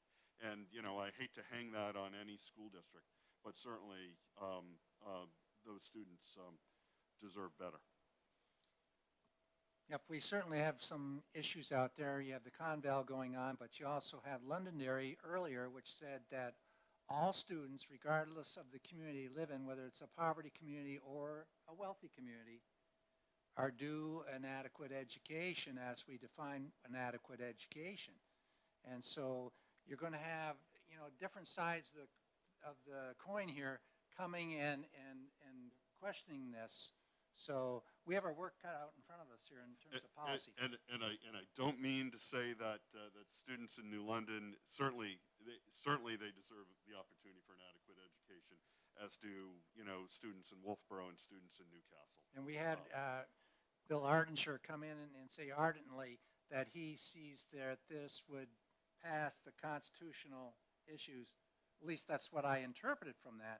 And then you're going to have the opposite saying, well, wait a minute, we have an attorney saying the opposite. So regardless how we go, it's going to be contentious. Representative Porter.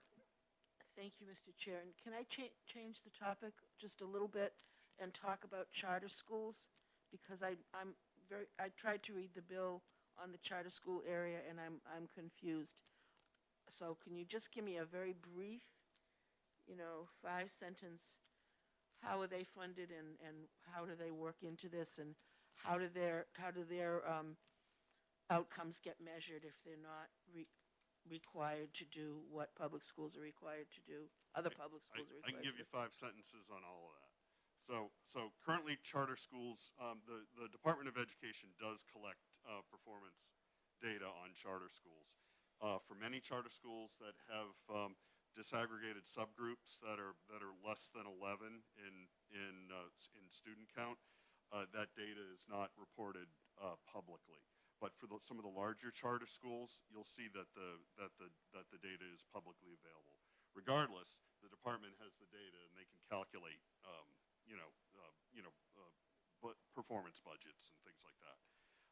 Currently, charter schools are funded using the per pupil formula that's in the statute right now. They don't receive stabilization.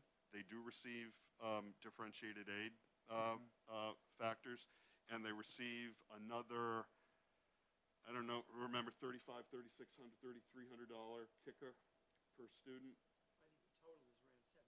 Yeah, But it's the per pupil funding calculated in 9840A plus an additional $3,300, $3,400, $3,500. 35? For non-VLAX, yep. Yeah, for non-VLAX, and then VLAX has a different funding formula. What House Bill 1680 does is develop a funding mechanism for school districts.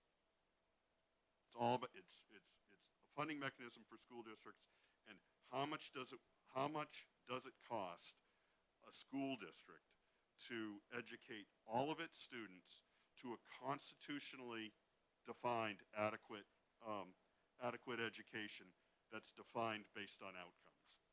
And so what are in the sections of the bill with respect to charters, and they would obviously equally apply to any other per pupil programs like EFAs, that it needs to be studied, that the commissioner needs to take a look at what's the way to fund charters, what's the way to fund EFAs, what's the way to calculate those variables, and that's what you bring to the to the budget discussion, and or codify in statute, either way. But what we do know is that the basis in House Bill 1680 is how to fund school districts. Okay, we gotta we're close to wrapping up for today, but what we have is one more subcommittee meeting here. This is an early bill, so this committee has to make a recommendation to the full committee on where we're going on this. We've had now an opportunity to go through the bill and look at those policy considerations, and now we've gotten the spreadsheets on how to fund this program and where revenues may be coming from, or how they're broken out over all these towns. So we've got some basic information here, and many just questions have been asked. I would ask that we all be thinking of further questions to discuss at the next meeting here, and then to close that meeting, we're going to have to make a recommendation, either OTP, ITL, interim study, OTPA. There's a lot to this, and quite frankly, I see a lot of study to square this away, and taking it down, maybe some of the other alternatives we've just discussed today, that I don't think we're going to have all those answers. So I don't want to, be saying this is how we have to go, but be looking at this in between this week here, and come up if you have any questions. I know everybody will run back and look at the line for their community. Look at it as a whole for the student in the statewide. That's what it's all about. So any other discussion from the committee at this time? Thank you, Mark. Thank you, Rick, and members of the And committee. Dick? I wanted to apologize for my questioning about the assessment portion. I had not read thoroughly that section that Representative Mullen pointed out to me. So I apologize if I came off. No need to apologize. Thank you. Okay. It's a good section. Yeah. I liked it when I read it. Thank you. There's Felt better. a lot of information here for us to be looking over. So thank you very much, Mark, for coming today and doing that for us, and you too, Dick. Appreciate it. And we'll adjourn this meeting, and we'll come back next Monday. 10 a.m., same time, same place.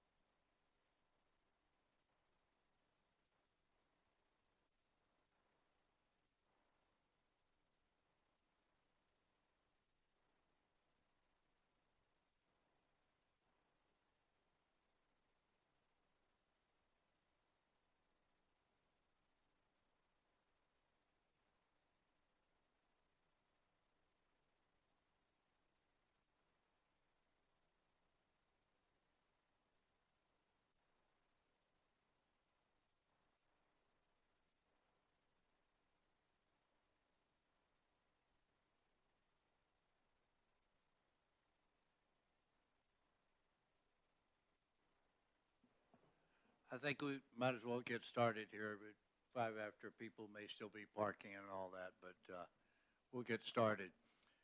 As I was talking just on the side, there's a lot going on right now in the university system, and they're in transition, but in my discussion with you, even though they're actively engaged in negotiations and all that, I gather it's your opinion here that that need not interfere with our having this discussion that we're having concerning how best to aid the community college system in delivering its programs and attracting students and retaining them. And excuse me. And so I think we'll continue today with just your input back, with possibly the idea that it won't be necessary to have another meeting if we just set up a process by which we're able to continue communicating with each other about what's in progress and how we may assist you in improving access in the community college system. Is there anything in the committee at this point that anyone wanted to bring forward, or?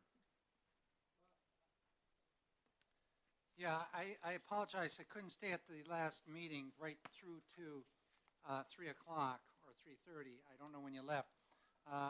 What I did is I left early, and I went up and had a meeting with President Don Burks at PSU, and a real good meeting. We discussed a number of topics, but we also discussed the issue of the relationship he has with kids that are coming down from White Mountain to Plymouth State, and that maybe perhaps have the associate's degree, and how President Burks is addressing that in terms of when they get engaged and matriculated towards a 4-year degree. And I shared with him the legislation that I had obtained. I did a search with the Education Commission of the states and looked at all states in the country in terms of, do they accept an associate's degree from their community college system and at the university level in terms of going on and getting that 4-year degree, so that the student that's applying doesn't have to go and jump a lot of hoops and then a lot more expenses to take certain courses which not have been aligned with where they need for the 4-year. And I showed him the sample legislation we had from Tennessee, and he had already been familiar with some of the things going on there, seeing that Tennessee's, I guess, made quite a few gains in terms of relationship between the community college system and the 4-year schools. And that's, in fact, when we looked at legislation earlier for concurrent and dual enrollment, the manner in which we adopted ours was exactly what Wyoming was doing. They have 7 community colleges there that go on to a similar type university system. So we looked at Tennessee, and I gave him the sample legislation. He said, this looks good. This is what we are wanting to do, and in fact are doing at Plymouth State. So what I've done is I've gone ahead and worked with Legislative Services last week and had an amendment put together which everywhere Tennessee was, New Hampshire is. And it basically says an associate science or associate of arts degree graduate from any institution in community college system of New Hampshire shall be deemed to have met all general education and university parallel core requirements for transfer to any institution in the university system of New Hampshire as a junior. And then part 2, notwithstanding paragraph 1, and this is where President Burks and I had some discussion, admission into a particular program, school, or college within a university in the community system of New Hampshire shall remain competitive in accordance with general applicable policies. So that you're wanting to come in with your general ed background from the associate's degree, you want to get into engineering, obviously you may have to look at the policies that that program is run by, and you may not have what's necessary, but you could come in as a general liberal arts type, student. So I put this forward for discussion today because it's associated with the idea of the community college being offering 4-year degrees, but this is just backing it off a step or two, and the 4-year degree would be offered by the four-year accredited school, but the associate's degree would lead towards that first portion of that four-year degree. So I put this together so we could have that discussion today. Seems logical to me, but there again too, it's only been passed by one college or one university president at this time. So, Mr. Chair, I just offer that out for discussion and probably work with today a little bit. It may help us get to the end zone we want to get to. A lot of the other issues that are going on can be dealt with through the Higher Education Study Committee, which is a statutory committee between the Senate and the House. And it's met once this year. I'm sure we're going to have to meet many more times this year. But I also would suggest that there are a lot of ways that issues like this can be resolved at the local level. By that I mean at the community college level and at the university level without statutory rationale or legislation. I put this forward, though, with the idea that this is going to put the message out to elsewhere in our state that kids are finishing the community college system. Hey, I'd be interested in knowing if they should come out of a Massachusetts school with an associate's degree, whether they would come in the same way. It's a possible way to attract students from out of state, and we're competing after that same demographic. Maybe this is a way to really attract them to our own state. Thank you.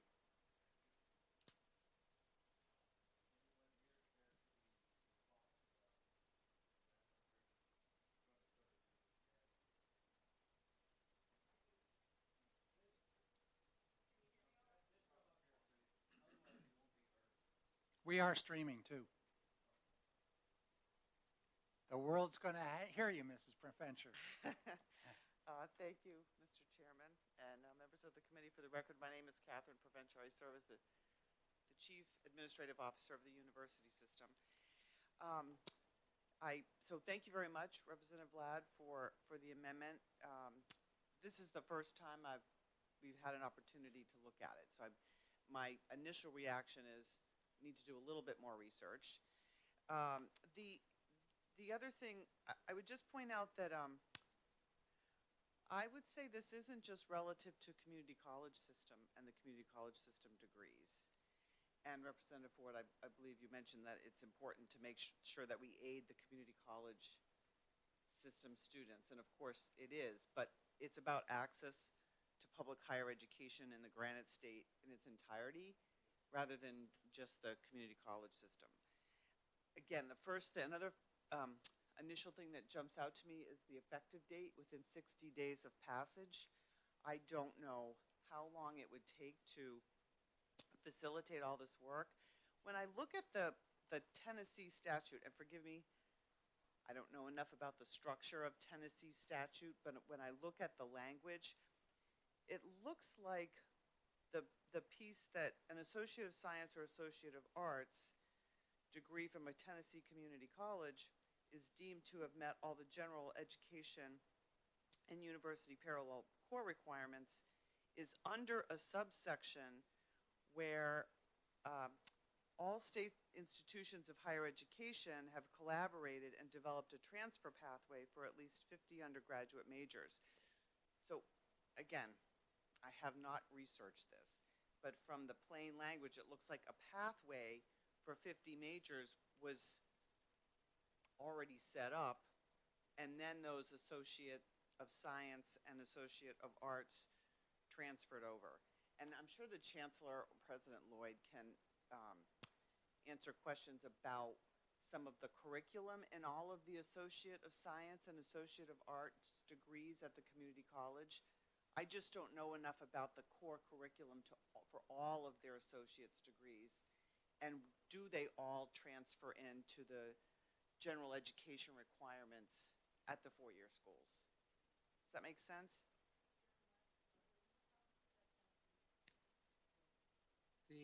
This right here? Yeah, there are a whole slug of them out in front there.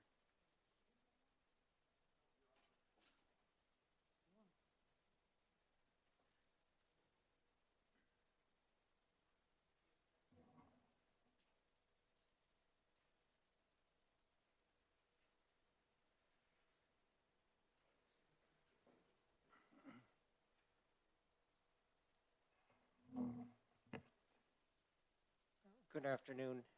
Mark Rubenstein on behalf of the Community College System. We actually see this as a helpful and constructive step. Our commitment to our students focuses on the programs that we offer. We serve to educate. And the expectation, whether it's a physics course or a course, is that we're there to teach.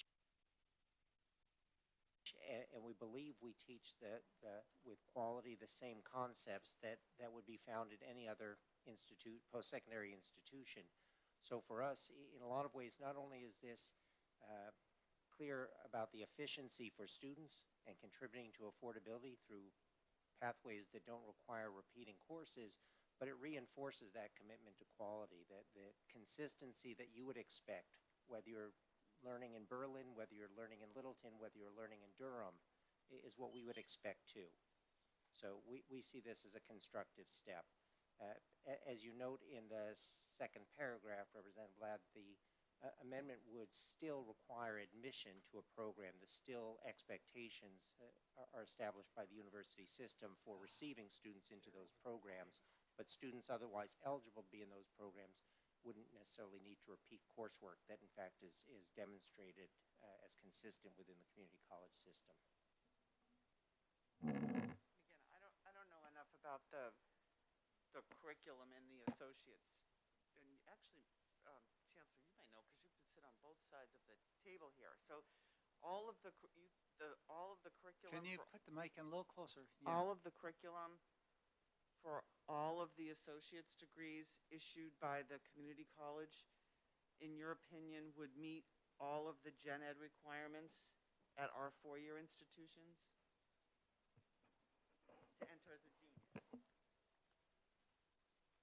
For programs that are designed for transfer, yes. I'm going to go back and forth here for just a minute.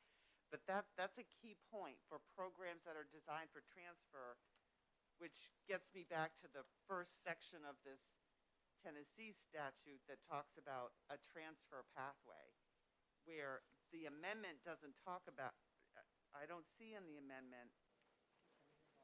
Chairman Lance, they were asking the question about, in the amendment, there is no reference to a transfer pathway.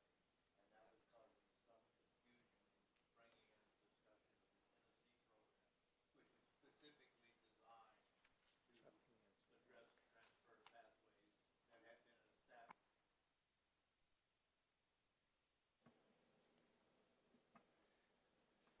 Well, first of all, I put this out just to really steer some conversation in that direction and really to respond to what I had heard from some others, that there's a lot of money and time put into these associate degrees, and coming from a perspective that when I'm looking at our high school curriculum, we're now looking at it not by course, but we're looking at it by competencies. Do those competencies that are required for a student even at the collegiate level or the post-secondary level, are the competencies there through that associate degree, be it for a associate's degree in the science or associate of arts? Do they parallel with the competencies that are necessary for a person to enter in the junior year of a four-year degree? I know that when I was in the service, there were a number of courses or areas where I received competency from the University of Maryland for my participation in various programs within the U.S. Army, without having to do it through the specific another college or some other place. They granted me credit for that. Sort of like I think what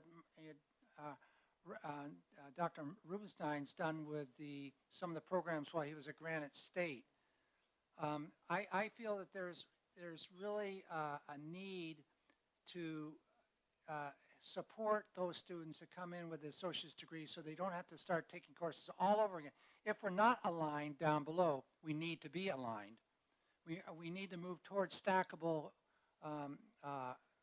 credits that you get it at one level, that stacks up and leads towards that other end, which I think that that's something that the four-year system has definitely thought of and hopefully working towards at different levels. I don't think it's a statutory responsibility.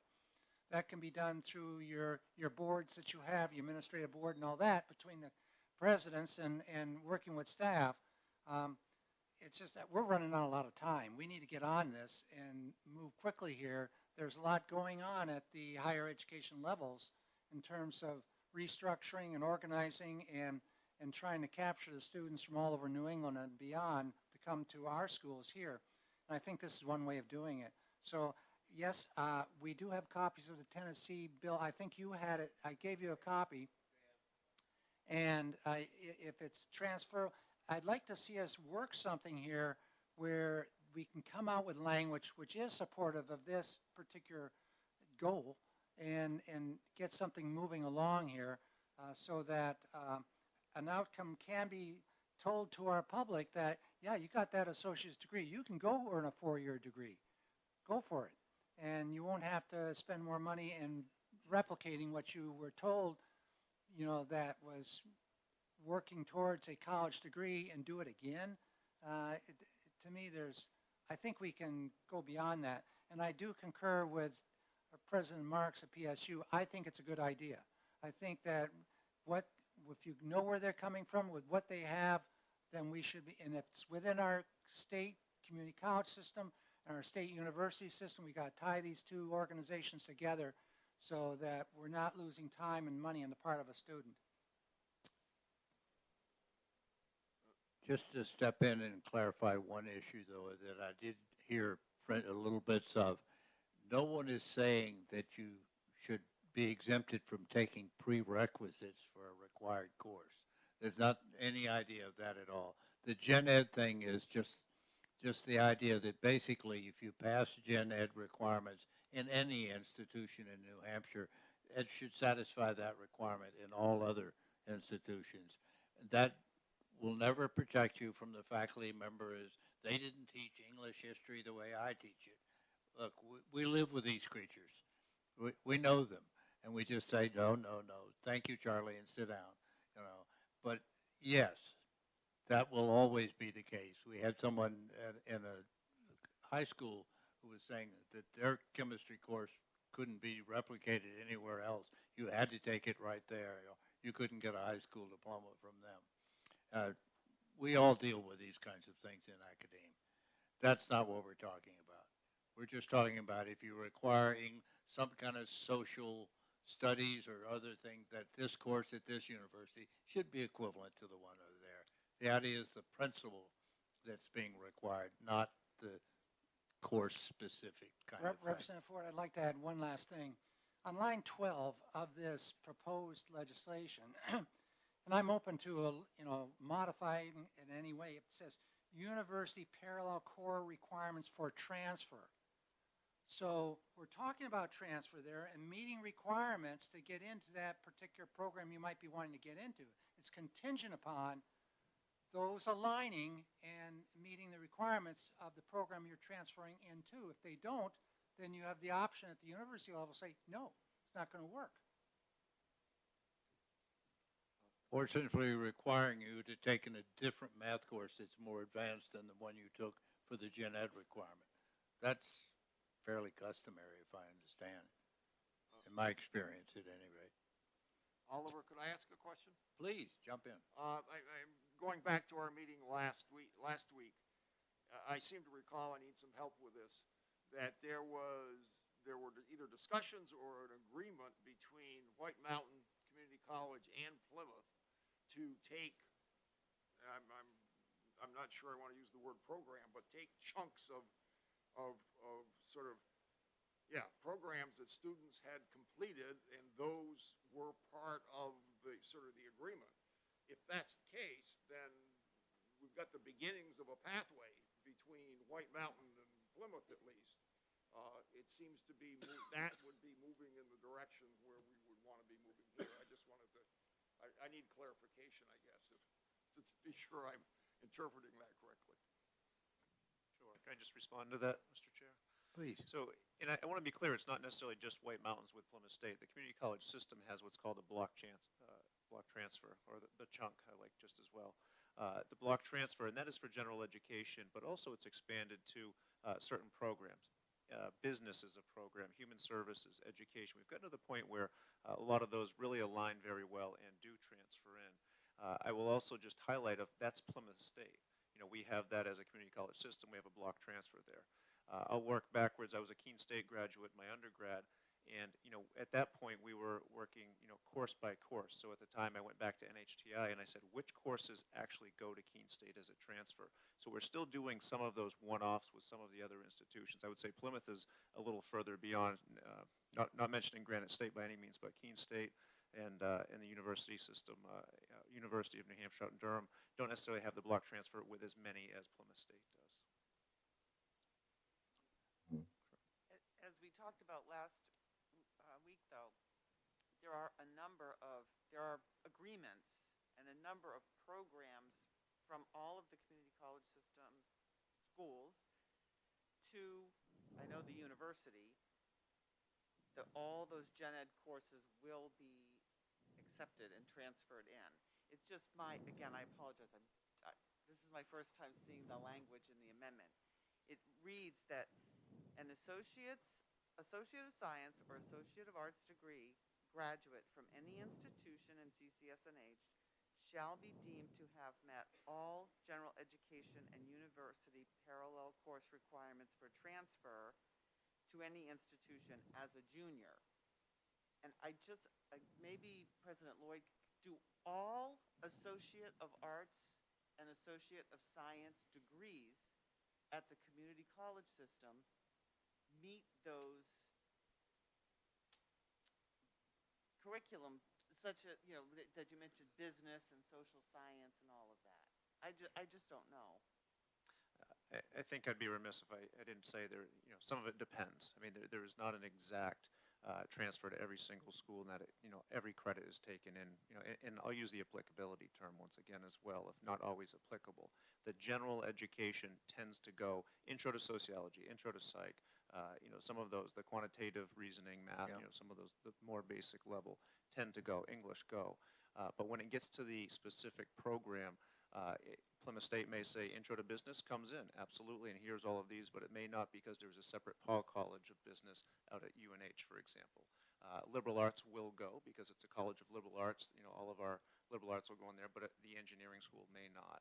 So there is not a blanket, but I do want to take a half a step back and also say at the community college level, our associate degrees are all designed to be transferable. That is the intent in our advisory boards, our advisory committees spend a lot of time making sure that they are transferable. I will also say the receiving institutions all have different programs and courses, so even though it may be transferable to one institution, it's not necessarily transferable to a multitude of institutions. Just a follow-up question to what you just said. Is it not possible sometimes, at least it was in my experience, so I'm asking if it is in yours, to transfer in credits that may not fulfill this particular requirement or accepted as free electives? So they transfer all the credits. They don't lose any college credits. They just may have some more requirements they have to meet in their new program. Sure, that's very true. I think that happens probably more often than not. If I might, Representative Ford, just to add, within an institution, a student at a university who starts as a liberal arts student, finishes the first 2 years as a junior, still would not have satisfied the requirements for junior standing in the engineering program at that same institution. So some of this is really the alignment between the 2-year program and the 4-year that the student is pursuing. So I don't think this was intended to overcome. And the second clause of the proposed amendment that talks about the prerequisites and the admission, I think still speaks to the need for a student to have a plan in the first 2 years that maps to the 3rd and 4th year for the 4-year degree. Oh, I quite agree in my own experience. Anyone else care to pick up on that? Mr. Chair, if I may, to follow up on Dr. Lloyd's comment about the recently and should, in my view, have some discretion as to what they accept. to personalize this a little bit, I transferred from the University of New Hampshire to Plymouth State many years ago. And at that time, Plymouth did not recognize plus degrees. In other words, I had some a B plus and a C plus too. Anyway, the Plymouth would not take the plus, so my B plus turned into a B, for example, at Plymouth. Now that's probably been changed, but that's a policy of the accepting institution that I think needs some respect. So I have a couple of questions, one of which is English composition is a fairly universal requirement wherever. So if, in many cases, the receiving institution insists on a C or better. So my first question is, if a student at a community college get a D in, say, English composition, by the proposed language that Ms. Provencher just focused on, which I am too, it looks to me like that D would have to be accepted by the receiving institution. Is that, am I reading that correctly, and is that appropriate? Anybody? I guess I would just have a follow-up question and ask if it is intended to come over as a sole course or a whole degree. Because if it comes as part of a whole degree that had been granted and is buried in there and comes as block transfer, the credits come, but not necessarily the grade. So I guess it would depend if you want to just bring the course over, a basket of courses versus the entire degree. So the D would, so accepting the course that had a D grade in it would depend upon if it was coming As a full degree. as part of a package. So the credits would come, but not the grade. Like if I got a D in English comp and aced everything else in my program, got the associate degree, my GPA was 2.8, and I wanted to go to Plymouth State as a block transfer, they would take the degree, not necessarily any of the GPA, the grades, they would take the credits to walk in. Okay, so even with a D, they would take the credit, it sounds like. Okay, and my second question, again, going back to lines 20 to 23, a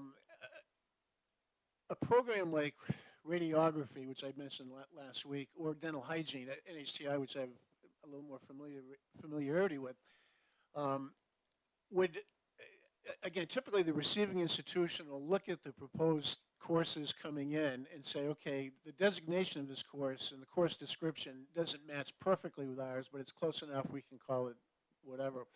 But something like dental hygiene, where there's no comparative course, to my knowledge, in the university system, the language here looks like it would mandate that the dental hygiene courses be accepted. And I'm a little concerned about that. Is that how you, I think Ms. Provencher kind of drilled down on that piece of it. So I'm kind of sharing her concern, and my question is, what would happen to dental hygiene courses or radiography? Well, if I might, and again, goes back to the question of the alignment of the first 2 years and the last 2 years.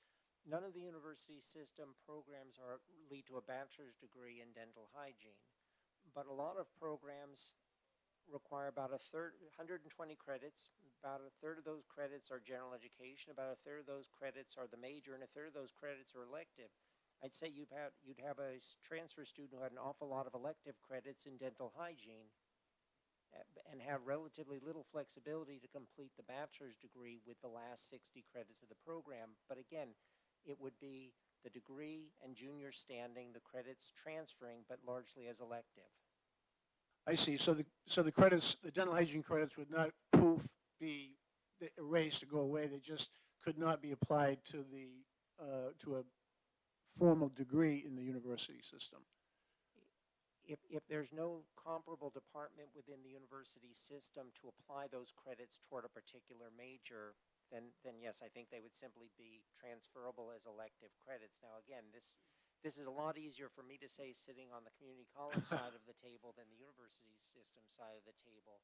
But I'm simply thinking through a typical degree in a liberal arts program, whether it's English or history or philosophy, where a significant component of the degree program is in fact elective. And although a student may choose to use that to explore other areas, maybe develop a second major or a minor, in this case, the student would be bringing an awful lot of dental hygiene courses that probably would fill the elective bucket.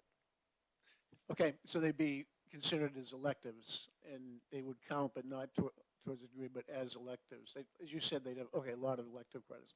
Thank you very much. Please. Thank you. So I'm not that familiar with the university system, but I live up near Colby Sawyer College and was an adjunct there. And I know that the nursing program, which was one of their big programs, they had to qualify from, I believe it was their sophomore year, to actually get accepted into that program. And the qualifications were largely due to not only the courses they took, but also their grade level. And I'm assuming that university system probably works on the same premise on certain high, pre-med maybe, and nursing, and maybe some of the other advanced that, pre-law, the ones that are going to go on to an advanced degree in some way or expected to. Could you talk about that, please? Yes, Representative, thank you for the question. And that, I'm guessing that was what paragraph 2 in lines 14 to 16 on Representative Ladd's amendment are trying to address. The nursing programs are extremely competitive to be accepted into, even from people within, as you mentioned, could be a freshman or a sophomore at UNH, and you might not get into the nursing program. Engineering is another highly competitive program at UNH. So I believe, Representative Ladd, that was the reason for paragraph 2 in your amendment. Well, that comes straight out of the Tennessee law as well. So I would assume then that, yes, the program remains competitive and in accordance with the policies of the institution program you're transferring into. So as a four-year school, you can say you don't match up what's needed for this, but you can come in as a junior and try to get in that program after you've messed around with us a little bit, if they even get accepted in that program. You got to be qualified to get into a program. I think that's what this is saying. I would say it's saying right there in line 15 and 16, or down on the lower side on 25 to 26. May I just have a follow-up that one of the things I think that is bothering me about this is the accepted as a junior. That's what I'm having issue with. I have no problem with them accepting credits and coming in as a package and that sort of thing, but it seems to have that written in granite, for no other analogy, that it would be difficult for people in nursing and some of these veterinary science, some of the highly competitive areas.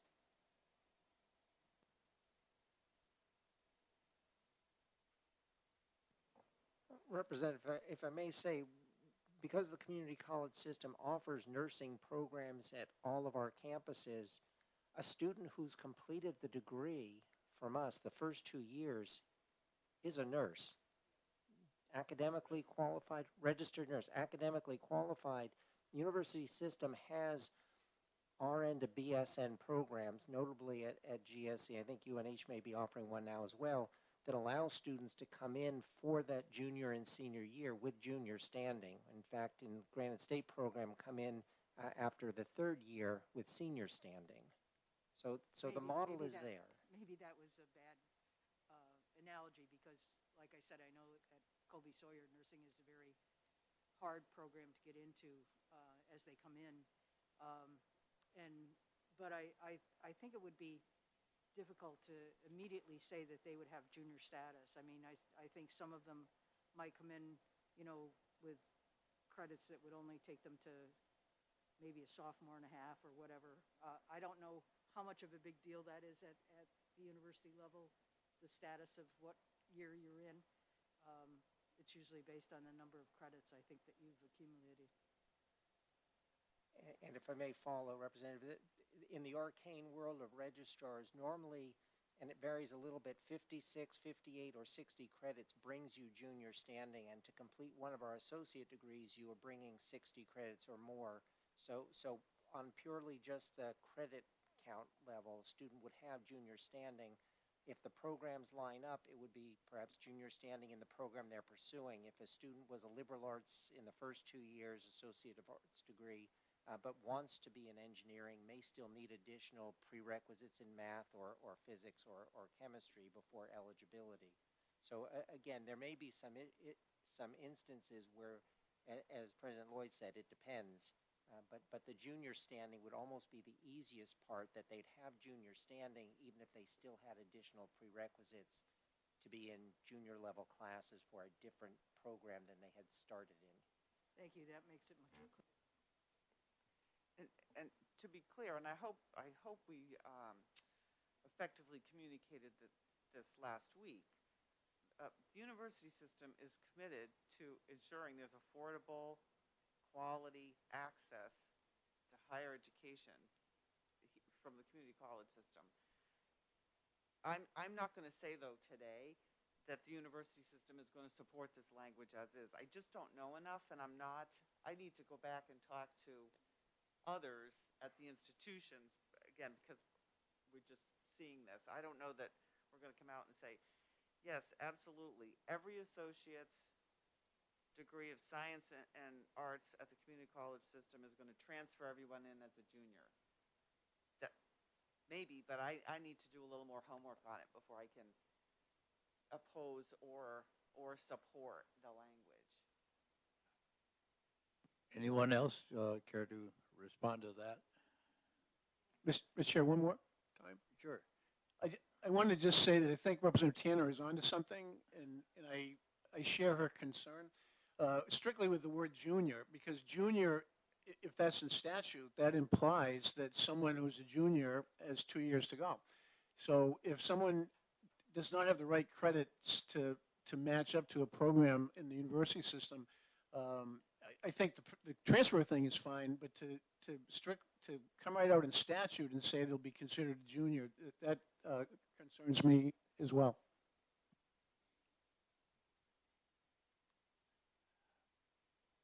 I believe Representative Tanner had a question first. No. Okay. No. Excuse me, Dave. Thank you very much, Mr. Chair. Thanks all very much. So, yeah, I think, along these, I mean, Shannon will remember this too, going back, what was it, 20 years or something like that, when we were essentially doing the same thing with the engineering technology programs at NHTI, and wanting students to be able to seamlessly enter their junior year at UNH, and it was a tremendous amount of work in a program where both the community college had the program and the university system had the program. And in fact, the program worked really well on a 2+2 basis, where you did your first 2 years at NHTI and did the remaining 2 years at UNH, but it still wasn't perfectly seamless at that point. And I think it did sort of come down to concerns over credits that would transfer and things. I know we've come a long way in the last 20 years for sure, but I think those concerns are valid. And there must be other challenges too. I mean, what about somebody that may be, maybe they were, and I don't know where NHTI is in the community college interscholastic or intercollegiate athletics, but for students that may want to continue with sports at one of our university colleges, maybe they want to come in as a sophomore and be able to be 3 years eligible. And I don't know, would this affect eligibility or any other sort of tangential, and I don't want to say tangential, I mean whether it's financial aid or other things that are sort of part and parcel to being a student in the university system.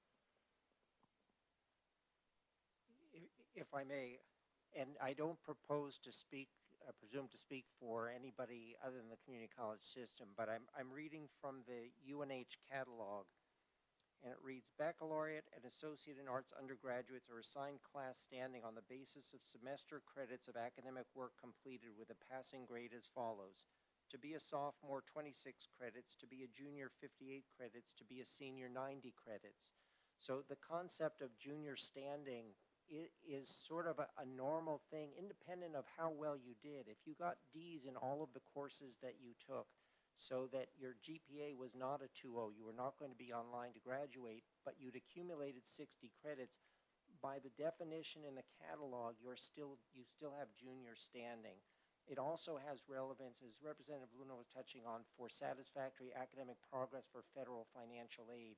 So the concept of being a junior based on the credit work completed is pretty broadly established in both institutional administration but also federal financial aid administration. I don't think it necessarily assures a student that they've only got 2 years to the finish line, and ask the parent of any student who's been a super senior in college, they will understand that concept that the finish line can move if the student's academic work in required courses doesn't bring them to the finish line by merit. I confess, I immediately began thinking, oh my God, we're going to have to deal with red shirting in this issue too. I was taken back a little bit, but then I recovered as the chancellor spoke. Anyone else?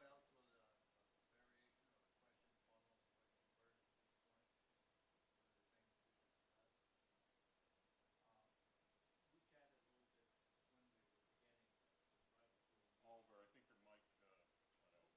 It's my finger. Okay. Glenn's only half trained me. I'm part of a human service experiment, you realize, and I'm only part of the way through my training. So I'll get there. But at any rate, when we were chatting before about where to go after today and what maybe should be done, and what I would suggest, and then that's inviting everybody to say yay or nay, is at this point we ask the chancellor to get the institutions and also the university as appropriate, and see if we can arrive at those kinds of definitions that we've just been spelling out here about number of hours, and put that down, and avoid terms like junior status, even though it may have one meaning to one person, it may have another to someone else, and just use the numbers. And that way we're not dancing around that. But the concept is that if you've gotten all your credits up to a certain level, then you become whatever that university says you are. I will caution you that this can go the other way too. I transferred from geology, which required 5 credits of integral and differential math and finite mathematics, to English, which only required 3. But I got all 5 credits toward my diploma. The last 2 were free electives on that. So it happens moving around in any set of programs. The one concept that I would say that we have to honor without fail is the requirement for prerequisites. You cannot put a professor in the position of trying to seat someone who is not prepared for the course. And I think we all understand that, but it may be required or need to be put inside the agreement, because the professor expects certain requirements to have been met prior to enrollment. If the receiving university says that course doesn't require it, then you may have to take an additional course. That's just what happens when you transfer among programs. But we'll have to spell it out in this, because it will be that kind of a binding agreement. Anyone else with concerns, issues, further subjects? Not seeing any. Yes. I stand corrected. Sorry. I would hope we still, if this were to pass like this, we still really need to guide our students to the transfer pathways, so they don't think they're going to get to one of our 4-year schools as a junior and then find out they have to take a whole different set of courses and extend their degree out another 2 years, as opposed to where I started with getting students into transfer pathways where they know, and there are lots of pathways. You take these courses here, and they're all going to transfer into your major 2 years from now.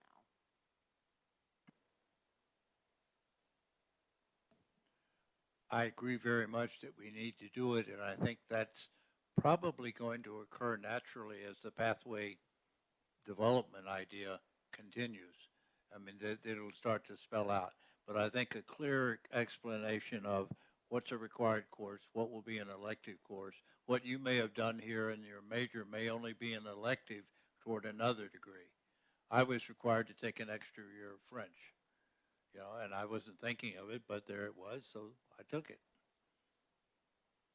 Several years ago, when I had the occasion to work with Sarah Jane Steen up at PSU prior to Don coming on board, we had a discussion of how many years does it take somebody to get a 4-year degree at the university system. And when we looked at throughout the country, the figures which were oftentimes used were 6 years. It would take about 6 years for a person to get a degree.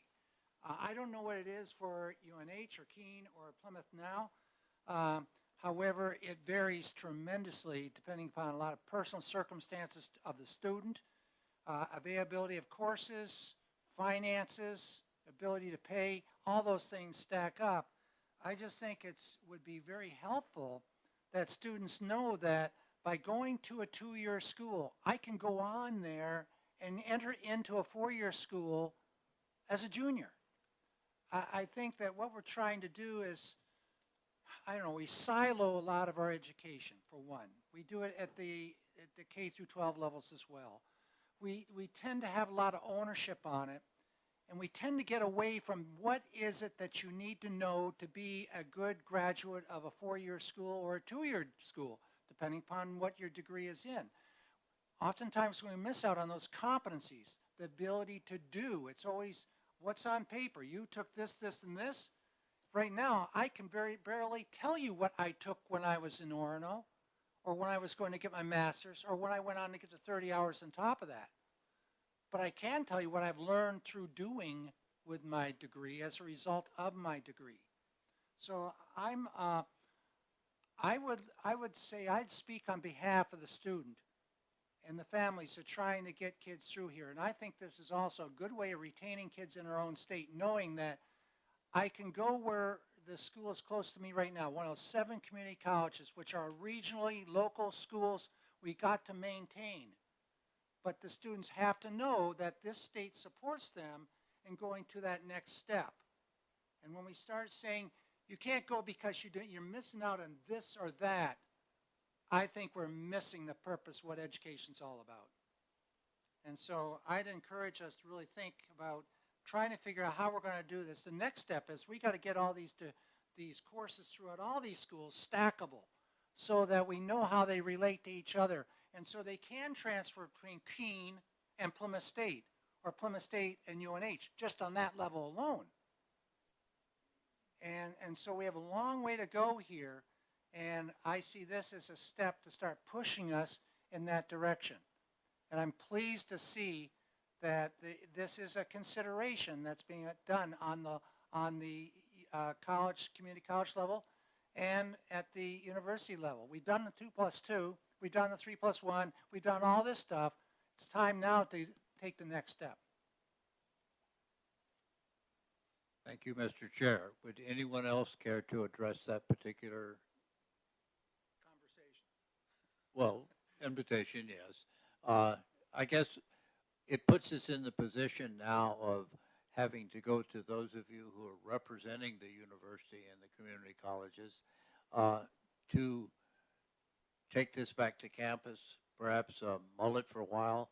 Maybe we won't meet next week, but we meet the week after that. Is 2 weeks enough time for you to have some conversations? This committee's only set up for one more meeting. Oh, really? Can it be 2 weeks from now?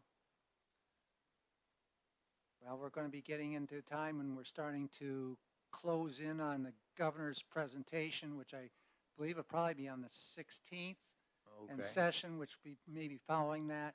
They're not in granite. They haven't been put in place yet, but we're coming up on a lot going on there. And this bill is going to have to be out of here by the middle week in March. So there's not a whole lot of time here with everything else we have going on. We got 102 bills.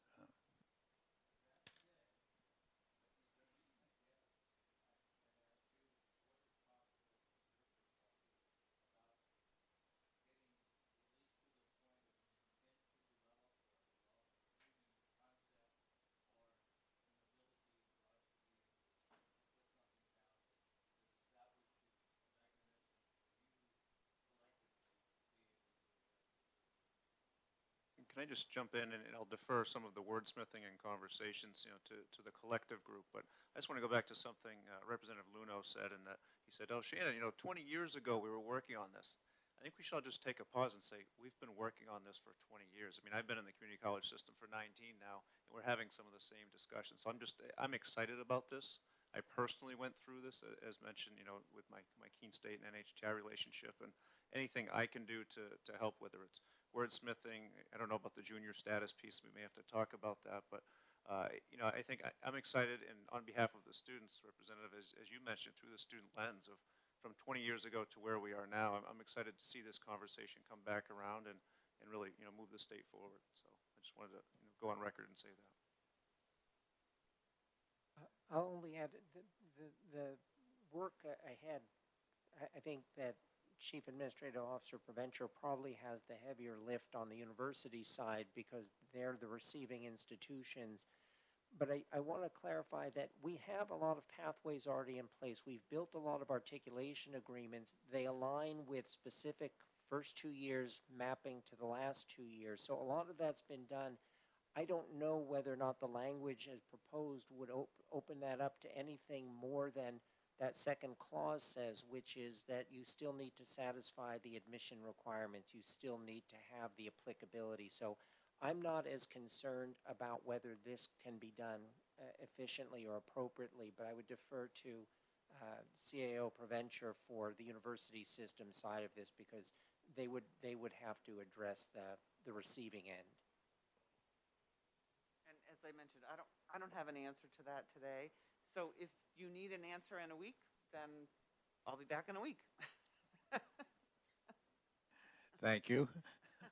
All right, I presume, given the constraints we're under, we would be obliged to ask you to come back in a week, and at least with the parameters of what you could